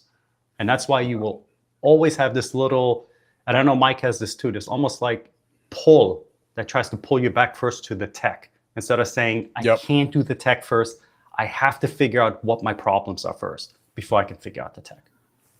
Exactly. Most important thing there. What we're going to do is we're going to answer the questions in orders. And Funk Banjo, we're going to get to your question at some point. Please stick around. That is an incredibly important question you're asking. And depending upon the role, if someone tried to show me a portfolio, the interview would be over and it would be done. And in other types of careers, it would be appropriate. So we will get to you last. Please stick around. Please, in the chat box, tell us which career you are actually looking for. Because in certain careers, a portfolio would be the thing that would end the interview in a very negative way. And in other careers, like being a graphic artist, having a portfolio would support you. Or in certain engineering roles, it might also support you. But in certain high-paying positions like architect jobs, it would hurt you very badly. So stick around to the end, and we're going to talk about the what, the why, and the rationale. Let's go to the next question, please.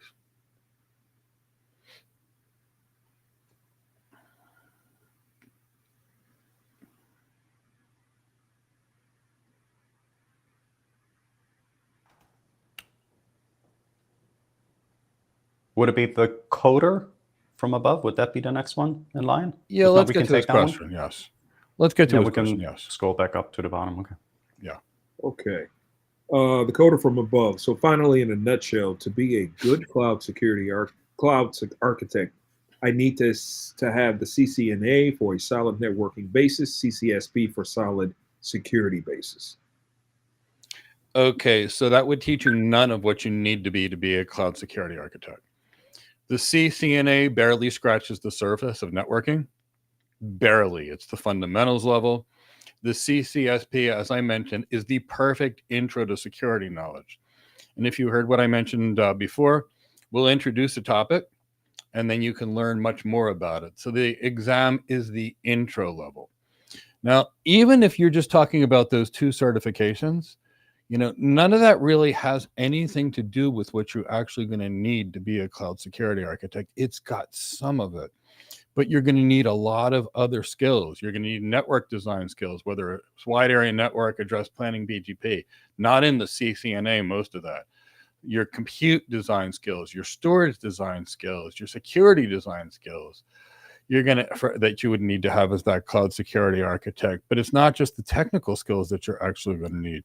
You're going to need negotiation skills and stakeholder management skills and vendor management skills and CXO relevancy skills and a large degree of business acumen and leadership and that kind of knowledge to build teams, manage teams, knowledge to present to the C-suite, knowledge to build the business case, knowledge to quantify. So it's going to be a lot more than that. There's no certification ever that will actually be sufficient for the actual architect role. But these will be a good addition and a strong addition to whatever your portfolio of architect training is.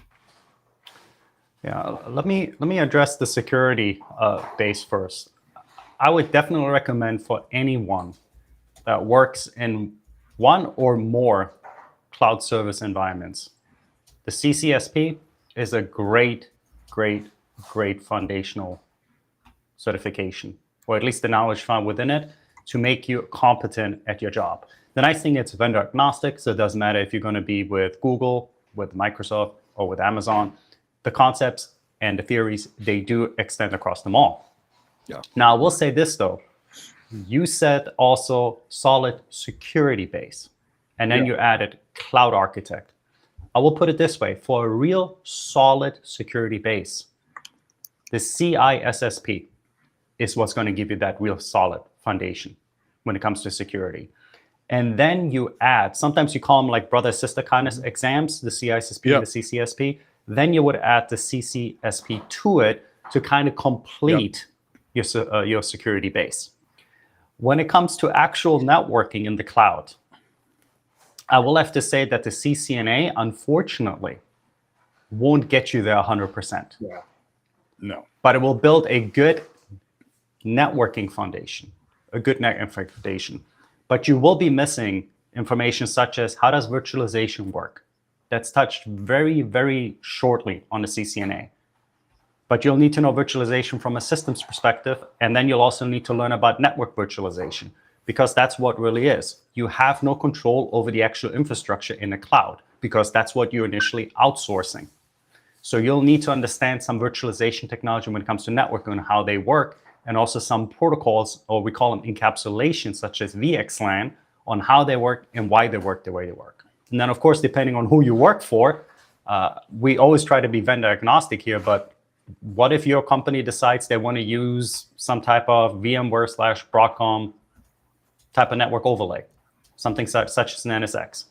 You'll have to learn about what is NSX, how does NSX functions, what are its networking capabilities, including its actual security capabilities.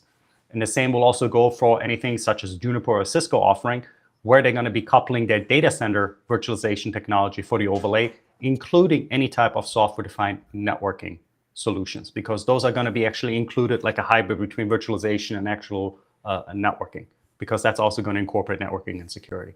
So unfortunately, CCNA, not enough. CISSP, CCSP, really needed if you want to build a solid foundation. Of course, just my 2 cents on it. So let me go back to the statistics that we talked about in the beginning for a second.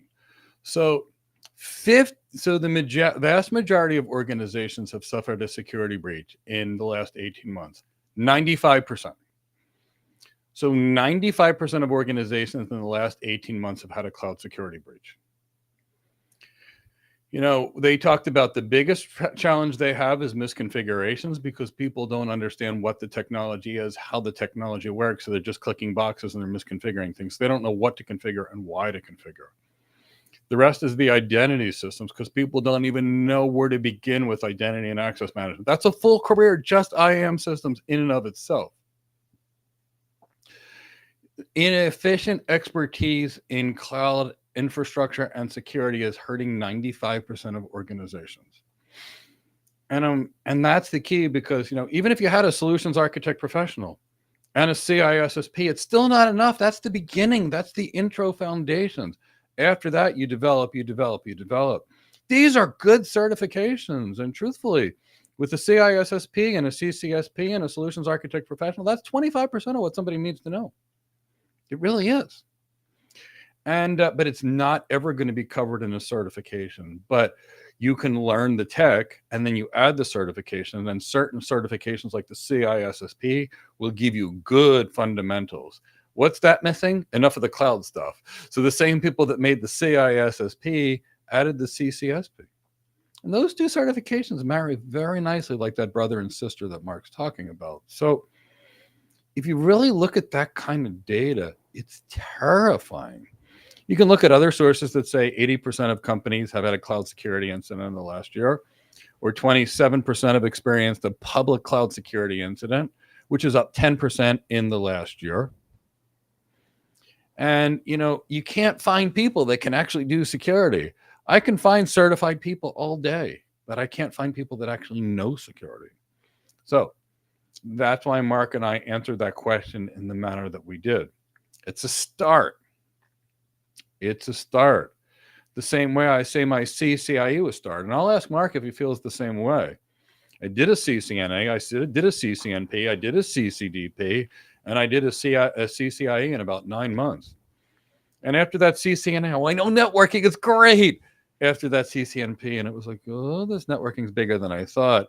After my CIE, they said, Mike, oh, good. Here's your new project. And I went, huh? What? I don't know any of this stuff. And I'm not joking. I called the people that I studied with on my CCIE. I called Cisco. I had a buddy at Juniper. I had called them all. I stayed up all night and I read. And that's why that CCIE was my intro. That's why we spent 1,000 hours training our architects. And that's why our architects work at Apple and Amazon and Cisco and IBM and Google and Microsoft and Accenture, Deloitte, KPMG, Capgemini, because that's what it takes. So you can do it, all of you, every one of you. You want to be a doctor? It's $300,000 to $500,000 of debt and 12 years in school for the same job as a cloud architect or a cloud security architect. The same pay. You want to be a lawyer? It's $300,000 to $500,000 and 7 years in school. This is a career that you can learn relatively inexpensively. Be thankful for it, but you need to learn it, and you need to learn a lot. And that's why these people are willing to pay us $150,000 to $800,000 a year, depending upon our sophistication, because we bring with it knowledge, and that knowledge enables us to advise. So it's not, the certifications help, and they do help. And this certification will show you all the things that you need to learn, and it will teach you, I promise you, a lot more than you've dreamed possible. But it's just the beginning. I was going to piggyback on that too. And this goes across, job roles and domains. So this is not a CCIE exclusive, but I had the same experience as Mike when it comes to the CCIE and also other things I've done in my life, where you invest such a tremendous amount of time in getting competent in something. Again, I'm not talking about being an expert of experts of experts, but just competent enough at it. And then all of a sudden you're being hit with real world scenarios. And when I mean real world scenarios, projects at work. And you're looking at that and you're like, I don't remember, was that section 4 or 5 on the CCIE exam? You start looking for, thinking maybe you forgot something of this 5, 6, 7 page blueprint. And you notice, dang nabbit, they never taught me this. I didn't know about that. What do I do? And then you notice it goes like, they think I'm an expert. I don't know how to do this. I got to figure out. I got to ask somebody. So again, there's a disconnect, right, between what certifications will teach you compared to what you'll need for the job. So that's one of the things. But a main driver for many of us, and I think Mike and Alonzo will attest to this, when we do go out for training like that we think that's going to look great on our resumes, right? Because we want to upskill ourselves. We want to be able to sell ourselves appropriately. It's the type of branding that we want to do. Is we're doing it because we feel and see, and we have studied and researched that there's a demand for it. Yeah. Right? That's the key, that there's a demand. Now, when it comes to security, it's been thumping for 10, 20 years, right? Security important, we need securities. Yeah. But what if I told you this? Based on recent statistics, these are less than 12 months old. They said that 98% of organizations have a lack of talent, meaning there's a skill gap in what they need. Think of that, 98%. I mean, that's a horrible risk to reward ratio, if you ask me. Only 2% of companies are doing well. Yeah. But to give you another contextual, humanize some of that numbers, and as to why you should invest the time in being at the free training. It's just costing you time. It's not costing you monetarily, right? It's free for you. Yeah. Is that it's estimated, just so that the current security workforce doesn't literally kill itself to death, we need at least about 4 million additional security or IT experts, 4 million professionals to work on it. But that's only so that the other ones don't kill themselves yet. And when I mean kill with work, right? Overwork and burnout, things like that, not physically, okay? I don't want nobody to think physically. But let me put it another way to you. To actually meet the demand, we need at least an additional 10 to 11 million. Yeah. So based on those years too, Mike, I mean, Mark, think about what, over the 10, 12, 25 years? Yeah, we're talking in what we need right now. Yeah. What is it going to be next year, right? So we're talking, we need anywhere from, let's say, 14 to 16 million trained competent IT professionals that know how to do security right now. What is it going to be next year? Yeah. Where are we going to be at, right? So if you weren't motivated before, they need you.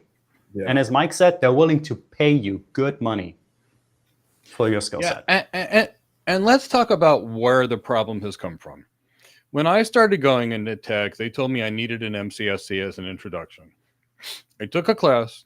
It was $5,000, and it was taught by a systems administrator that knew Windows. And then I took a CCNP boot camp, and who was it taught by? A CCIE with 10 years of networking experience. And yes, it was $10,000, but I was taught by good instructors. And I actually learned something. And then I did the same thing for my CCIE.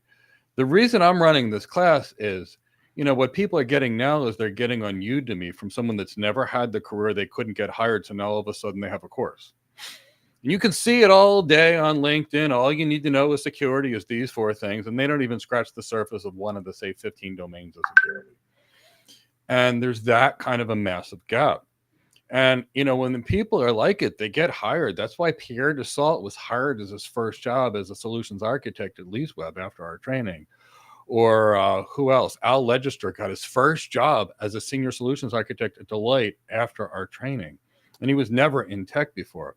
And it's the reason why Vladimir, who was 24 years old, straight out of college, got his first job at North Highland as a solutions architect. And I could do this all day long. It's the competency. Yeah. You have to have these skills. There are 4 million missing security people. There's a lot more missing cloud people. There's a lot more missing AI people. But here's what it's like when you interview people and they come in. You can't hire them because they just lack the skills. And it's really sad because there's a lot of opportunity out there. And it's just hard to find the skills. That's the problem. There's lots of people out there, but they don't have the skills. Yeah. Do you mind if I bring something out too? I'm No, sorry. Go please. ahead, Alonso. No, I'm looking forward to that response, Mark. All right. I want everybody that's currently on the chat to give me their estimations in regards to this next question, because I do want to drive the point home. I'm usually not this salesy, just so you guys understand. I'm not, but I really want to drive the home because I want you to understand that you have a golden opportunity with this type of domain. So my question is to you. Let's say your organization is attacked, and it's been determined that a breach happened, an exploit was found, vulnerability was found. How long, and this comes to everybody in the chat, how long do you think the detection time is when it comes to this attack? And then more importantly, the response time. And I'm asking this specifically because a lot of people got really upset with CrowdStrike, even though they did, people thought they did horrible with their response time. But in the chat, let me know, what do you think is the average response time to an attack and as well as to a misconfiguration in the system that could be potentially based on an attack? How many days do you think it takes? Yeah, put the days that you actually think it takes. I would love to see what they have. Because this is very important. Yeah. We'll give you guys a little bit of time in the chat to put it in. Days. Really, yes, days. Yep, I'm asking days. Yep. And it all depends on the industry. Imagine a government, and we've seen those. Mm-hmm. So detection, how many days do you think it takes to detect something? How many days do you think it takes for a response, either to an attack or misconfiguration in your system?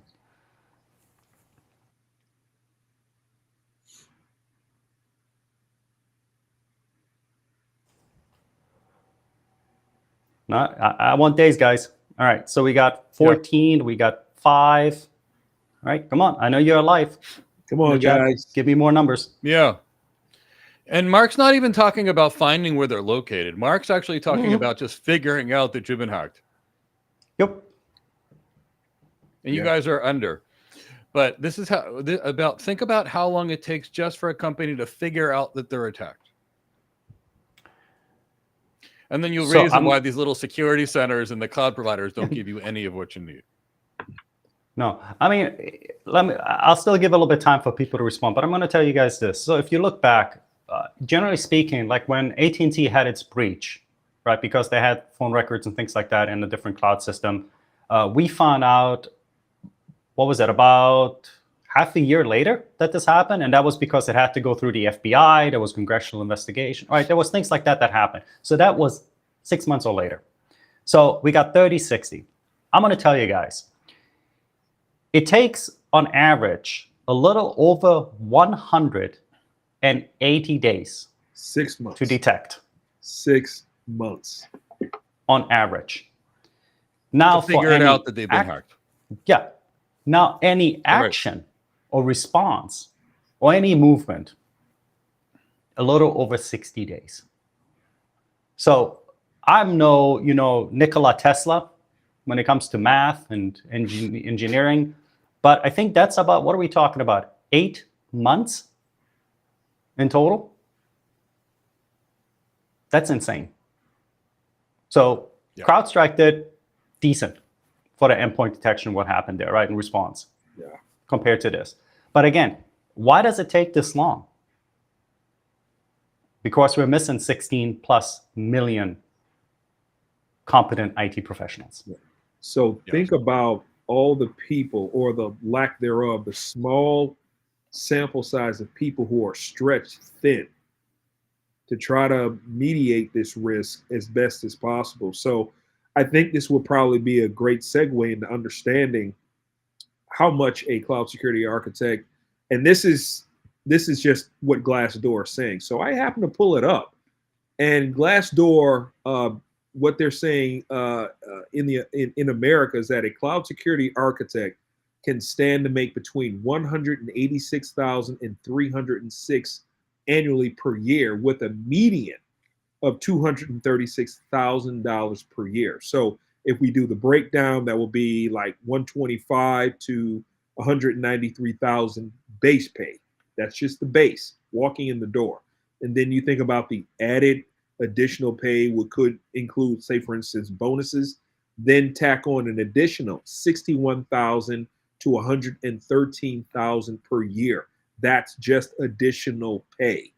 So think about what that aggregate amount would be. Whether it's before or after taxes, it's going to be a strong, happy thing for you to see every 2 weeks. So you see the on demand. Mark illustrated the dire need, how many people they're behind it, how many people they need boots on the ground as strong security professionals. So illustrating that, you can understand how important it is to, number one, be competent, because experience means nothing. Number two, be able to ascertain and understand the why and not throw a lot of technology at it and hope it sticks. So we've illustrated a lot so far on the benefits of getting a certification, the benefits of being a cloud security architect, the benefits of the demand that we need to meet, and be able to answer that call, to be able to say, I have what it takes to meet these demands and be able to secure this position. So we want you all to ask these questions. We want you all to really dig deep into thinking about what it takes to become a cloud security architect, be able to realize this certification, and be able to start your career as soon as today. Yeah, and that's the key. These certifications are great tools.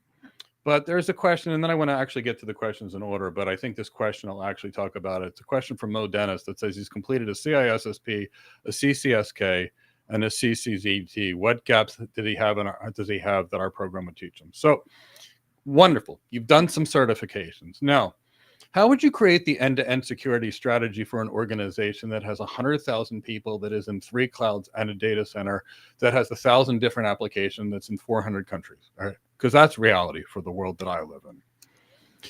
How would you architect the demilitarized zone for a mission-critical web app for a bank? What type of AI strategy are you going to be using to mine through the organization's logs in order to be able to do something? What type of a security framework is going to be in the best interest of your client? What are your client's actual assets versus liabilities? What are the risks, vulnerabilities that you actually need to address? how would you make that business compliant with any legal or other things? How would you create the ROI model for the solution you're going to design? How would you map out those critical business processes to make sure that your security, it does not impact the way the workers actually work? So that's security architecture. Now, none of that's going to be covered in the CISSP, the CC. So about 20 or 30% of it would be. How do you get the requirements from the actual customer? How do you sell your $200 million security solution to your customer? This is architecture, and this is the kind of thing that we would have to teach you. So pretty much we'd have to start you from the scratch. We'd have to make sure that you understand all the way the technologies are and work, and you're going to have about 50% of the tech there. But we're going to have to teach you then how to design it. We're going to teach you how to sell it, how to manage all the vendors, how to manage all the stakeholders, how to lead your architecture teams, how to drive your RFI, RFP, RFQ responses, how to build the business case. All that's architecture, and none of that's covered in certifications. And that's why, it doesn't matter if you've been an engineer for 20 years and you want to be an architect. We end up retraining people that have 10, 20 years of engineering experience. It doesn't matter if you're like me and you come from internal medicine. It doesn't matter if you're like Jennifer Ema, mental health tech, who got her first job as a solution architect at JP Chase, or Wallace Agana, who was a sales rep. There is a Matt who worked for JP Chase as an enterprise architect, or even 20-year-old high school dropout, Daniel Boso, who I wish was my own son. I like this kid so much. I trained him, who got hired by JP Chase. The key is they all learned the hard way. They all had big certifications, and then no one hired them, and then we retrained them, and then poof, they had great things coming their way. I hope that answers your question for you. Join us tomorrow on how to become a cloud architect webinar. We can speak live on Zoom, and I can give you, we'll go over the entire role of what we do, and it's all free, and you can ask questions. And if you want, I'll even interview you if there's time, and I'll tell you if you're ready to apply for a role right now, and I'm happy to do so, and it's all free.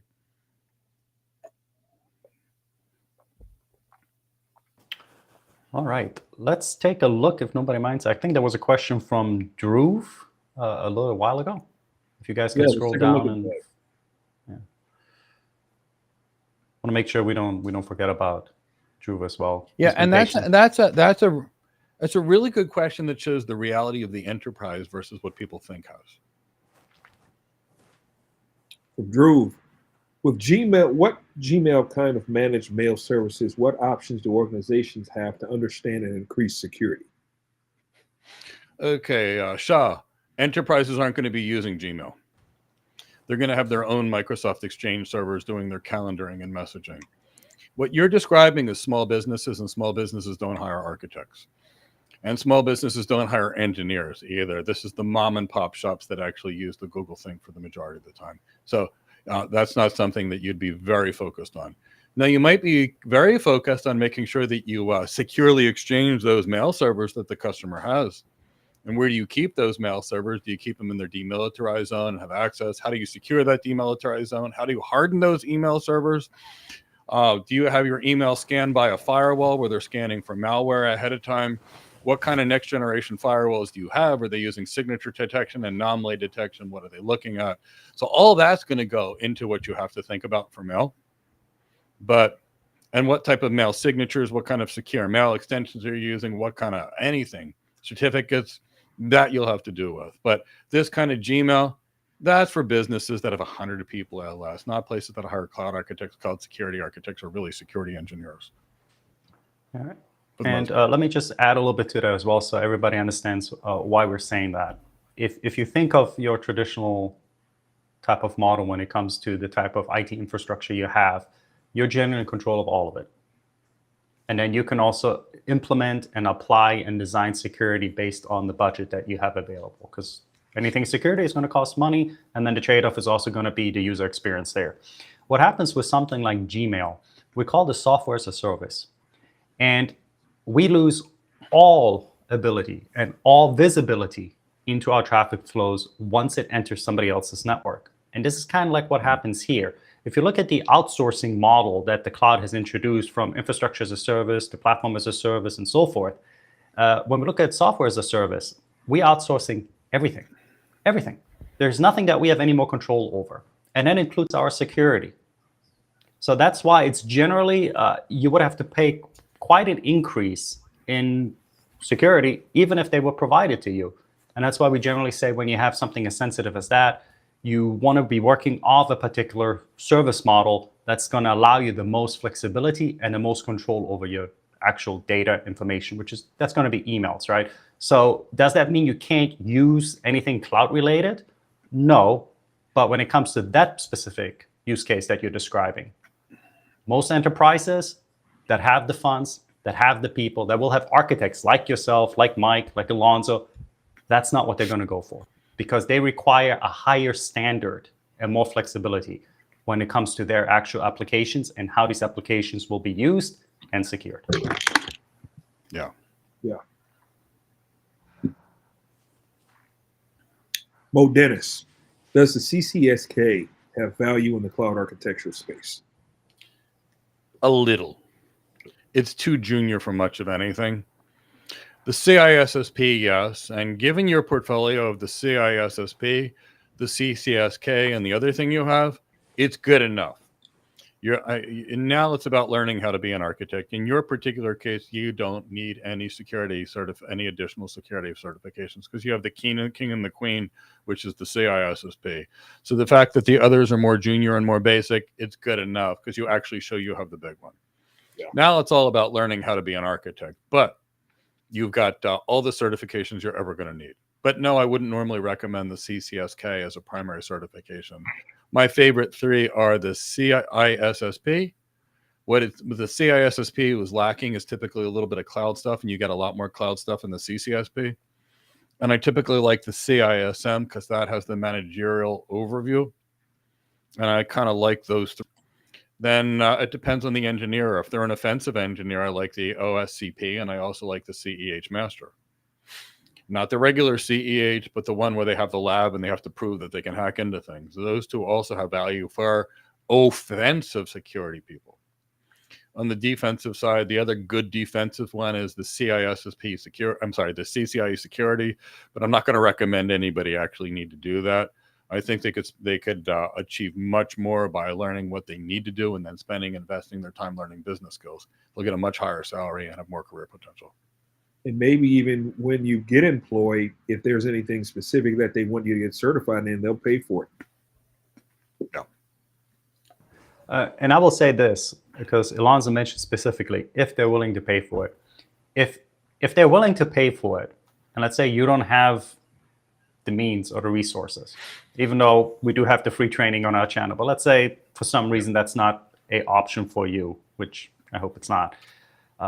The CCSK is better than nothing.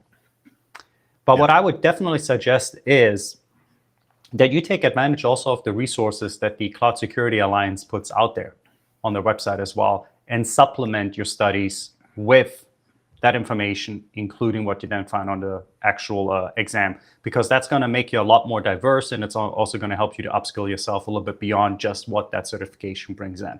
Now, it may not necessarily get you to the level where you have something as agnostic as the CISSP and the CCSP in combination, but it might be a good start if that's all you have.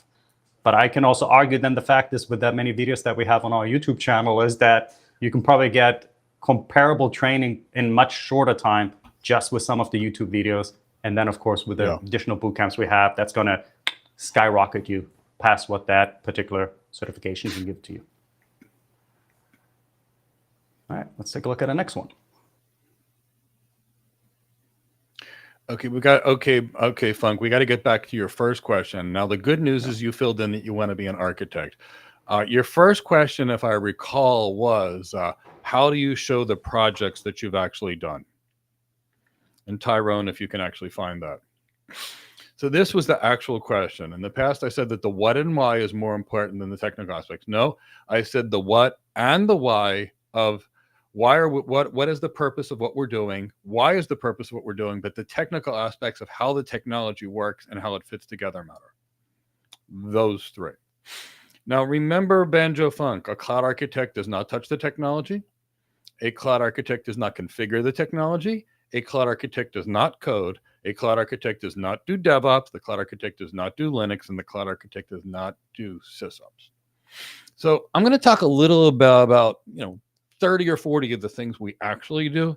And then I'm going to talk about what projects are and why you can't, as an architect, show your projects, but I'll tell you how to do it anyway.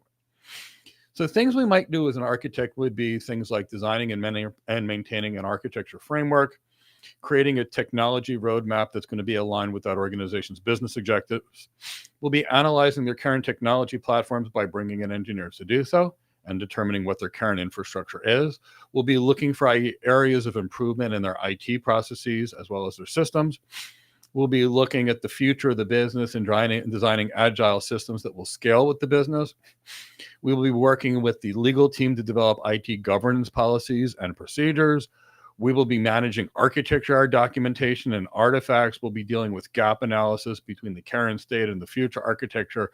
We will be overseeing system integration efforts and going back and forth with vendors. We'll be developing and enforcing architecture standards across the organization and assessing an organization's IT-related risks. We may do things like look at the resources that are there and see where we can optimize them.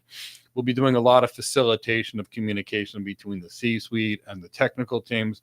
We'll be dealing with cost-benefit analysis and ROI models.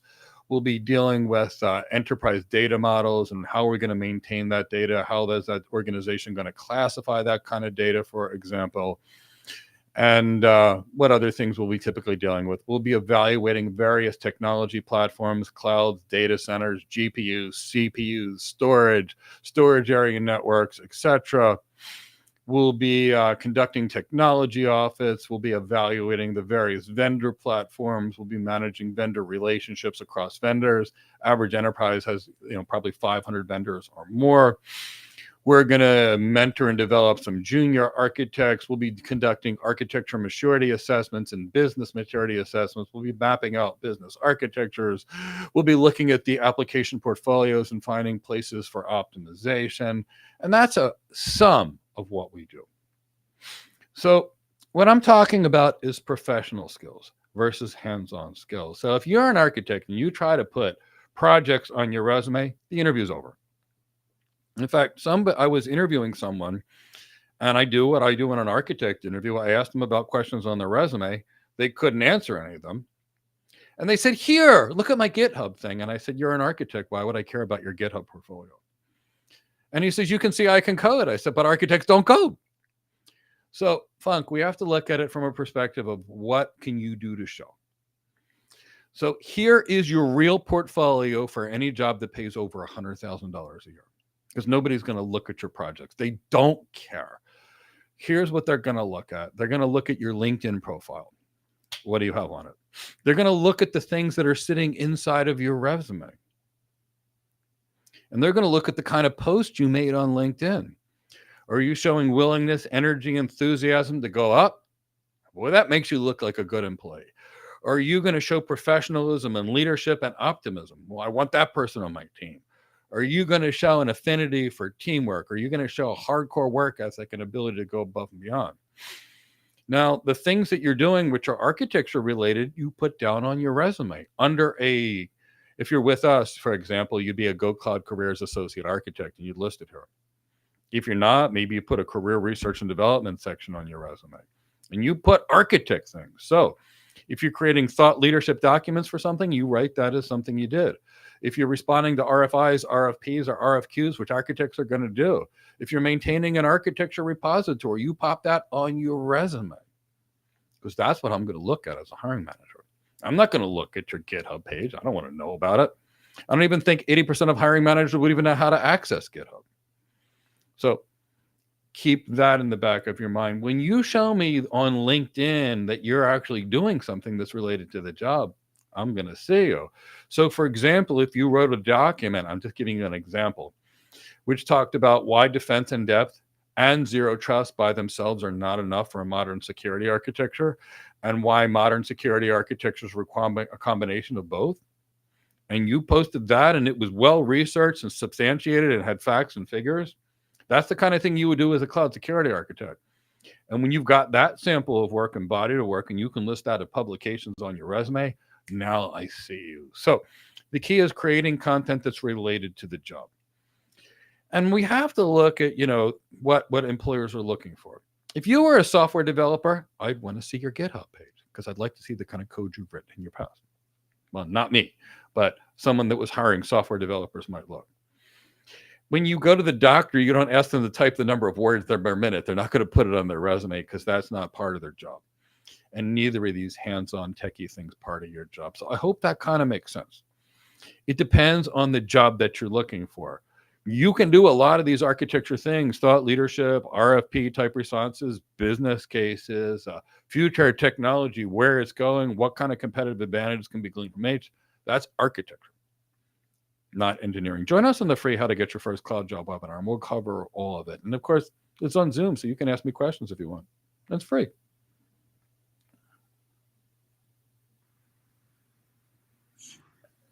Chris, for a cloud security architect role, is it necessary to have both CISSP and CCSP, or can you get interviews with just one of the two? If so, which one is better to acquire to be taken seriously?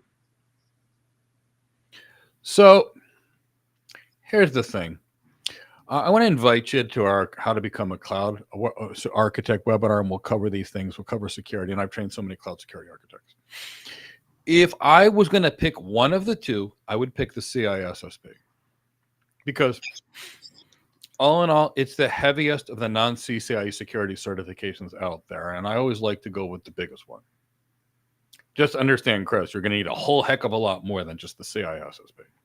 Again, that's the intro. That scratches the surface. Those are your building blocks and modules.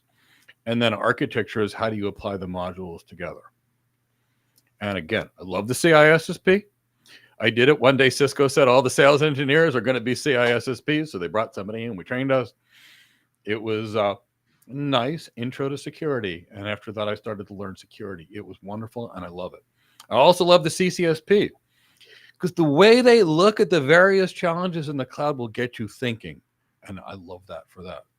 I'd probably do the CISSP certification and attend the CCSP training. It's free. And our CCSP training will get you 50% of the way through the CISSP anyway. And who knows? There might be some surprise study guides or something like that. I'm not sure. But there might be some surprises for this that will make it an even better experience. I'm a little bit on the fence on this one, Mike. I agree with you, the CISSP, but they put cloud in front of that. Now, I will put it this way. The CISSP will give you the most flexibility, because you can do cloud to a certain extent and pretty much all other security roles as well. So I just wanted to say that so that you understand that, Chris, but what Mike just outlined, that's probably the best way to go there. Do one and then get the free training when it comes to CCSP on the side.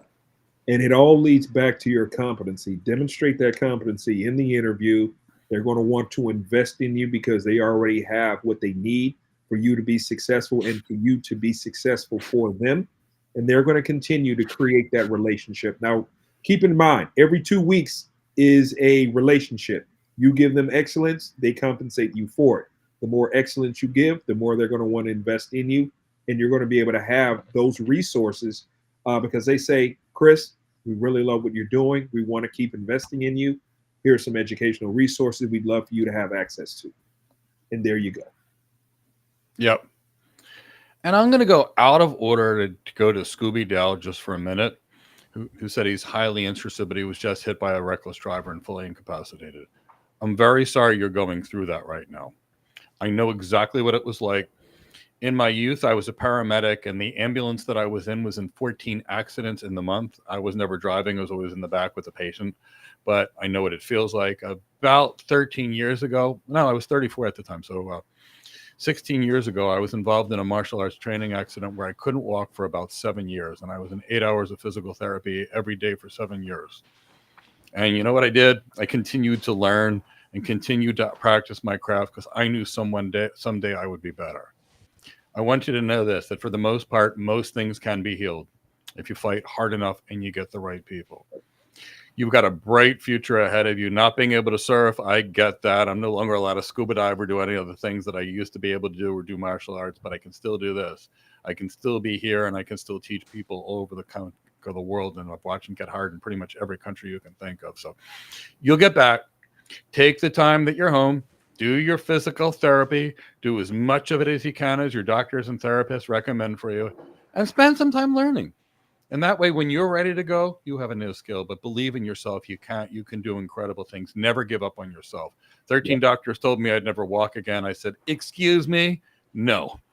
Now, I don't walk very far, but I can still run a company.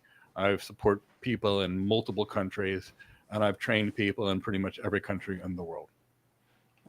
Now, I'm glad you brought up this statement or this comment from Scooby, because I didn't want to be the bad guy beforehand, but we do have a limit on my time. I know you got to get ready for class in a couple of hours too, Mike. I hate to be the bearer of bad news, but perhaps for those that, if we haven't gotten to your question today, maybe join us tomorrow for how to get your first cloud architect job. It's going to be a free webinar on Zoom that you can join us with. Aside from that, Alonzo, do you have any closing remarks? Well, before we get to that, yeah. I can stick around about 10, 15 minutes, a little longer. Okay. So I'm happy to do it. There's a lot of people asking questions in here right now. Scooby, Mark, I understand if you can't. And Alonzo, I know you've got a bunch of things, but I can stick around an extra 15 minutes. Okay, well, let's definitely follow up with Scooby. He had definitely asked, can such a role be conducted entirely remotely? It's going to be tough. I can say you can be remote approximately 80% of the time, but there are times you do have to meet people. There's going to be times where you're going to have to take a client to dinner. There's going to be times where you have to go to a meeting and give a presentation. So not entirely remotely. Mostly remote, but not entirely remotely. And it's not like it was when I was younger, where you would travel hundreds of thousands of miles meeting people. With today's video conferencing, it's mostly remote.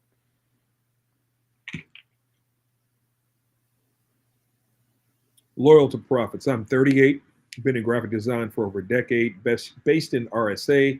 Now I have great interest in cloud solutions / security architect. Where do I start? I want to mix cloud security, AI, and governance. Hold on with me.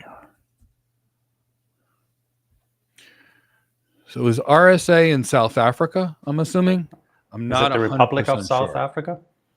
I think it could be, so it could be South Africa. So I was just making sure, because KSA is Saudi Arabia. And so it's great that you've been in there. So where do you start? You have to pick one of these careers. I'm going to recommend you join us on our How to Get Your First Cloud Job webinar tomorrow.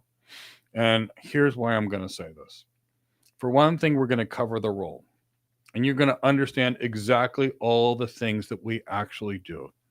And I will cover all the skills that you need to learn.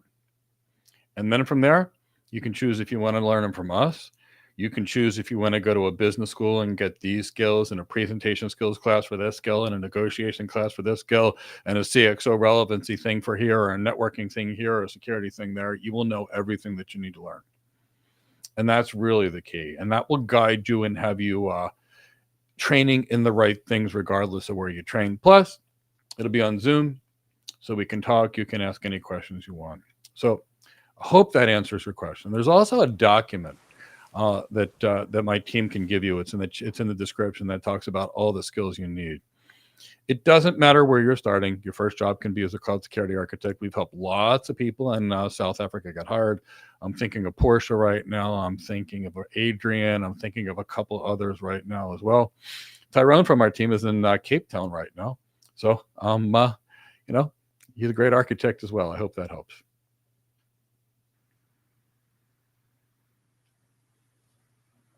We'll go to the next one. Michael, hey guys, I have business computing degree and hope to get into business architecture with TOGAF, but wanted to know if I could use the Cloud Architect program to become a business architect. Michael, we have to look. Let's talk about which program we have that could get you there. Our enterprise architecture program could definitely help you become a business architect. And the enterprise, so the way you look at it is, typically speaking, you have your C-suite and strategy consultants, which are business architects. And I've worked as a business architect. Obviously, your C-suite is architecting the business, and the strategy consultants consult to the C-suite. Now, TOGAF is more of a framework. It's not going to teach you how to do these things. But for example, tonight with my enterprise architecture class, which I'm teaching how to manage change. And that is a business architect thing. There are strategy consultants and business architects that do nothing about more than just consulting on change. And that's what we're going to be talking about tonight. And in any type of enterprise architecture and any type of business architecture change, you're going to have to manage that change across the organization, get people's buy-in, find champions, find supporters, find all of the stuff. We're going to talk about that tonight in our enterprise architect program. So our enterprise architect program would definitely be sufficient on teaching you how to become a business architect. And that's going to be far different than, what they teach in, say, phase B of TOGAF, where they talk about mapping out the business architecture. This job is going to focus exclusively on people, processes, technology, strategy consulting. And it's a great job, and I've done it. In fact, it was a job that I took at Cisco, and I loved it, and I highly recommend it. We're going to need more business acumen for you. Normally, business architects would have an MBA. The fact that your degree has some computing in it means they substituted compute for business. So you'll need a lot more business, but that's okay. We'll get a lot more business from us in this program. And we've got a lot of great business content. And some was done by business school professors. Some was done by our MBAs. Some was done by C-suite people. It's a great program.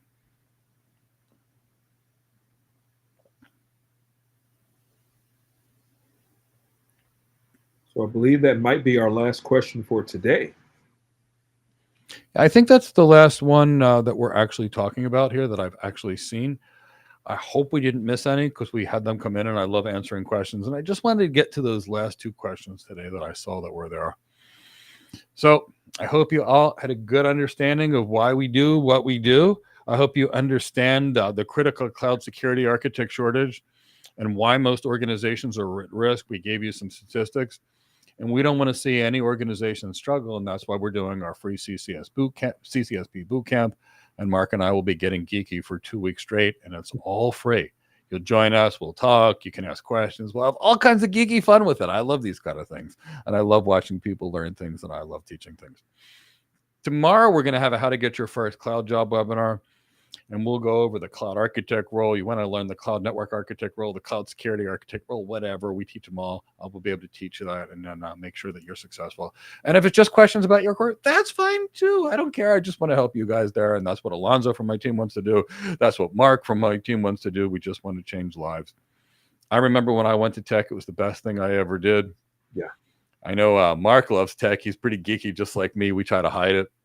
I try to hide it because I learned in my tech career, the more techie people thought I was, the lower my salary was, the more businessy they saw me. So I would hide it and be, oh, yes, here's the business piece. And it worked for me, but I still love the tech. I know Mike loves the tech. And Alonzo, you got some hidden techie in you too. I've seen some of that scariness that you've been doing behind the scenes when nobody's looking. We're trying to dress up a little bit, get rid of the T-shirts to kind of, fool people and thinking how techie we are. Guilty as charged. Wonderful. Wonderful seeing you all today. Have a wonderful day, and I'll hope to see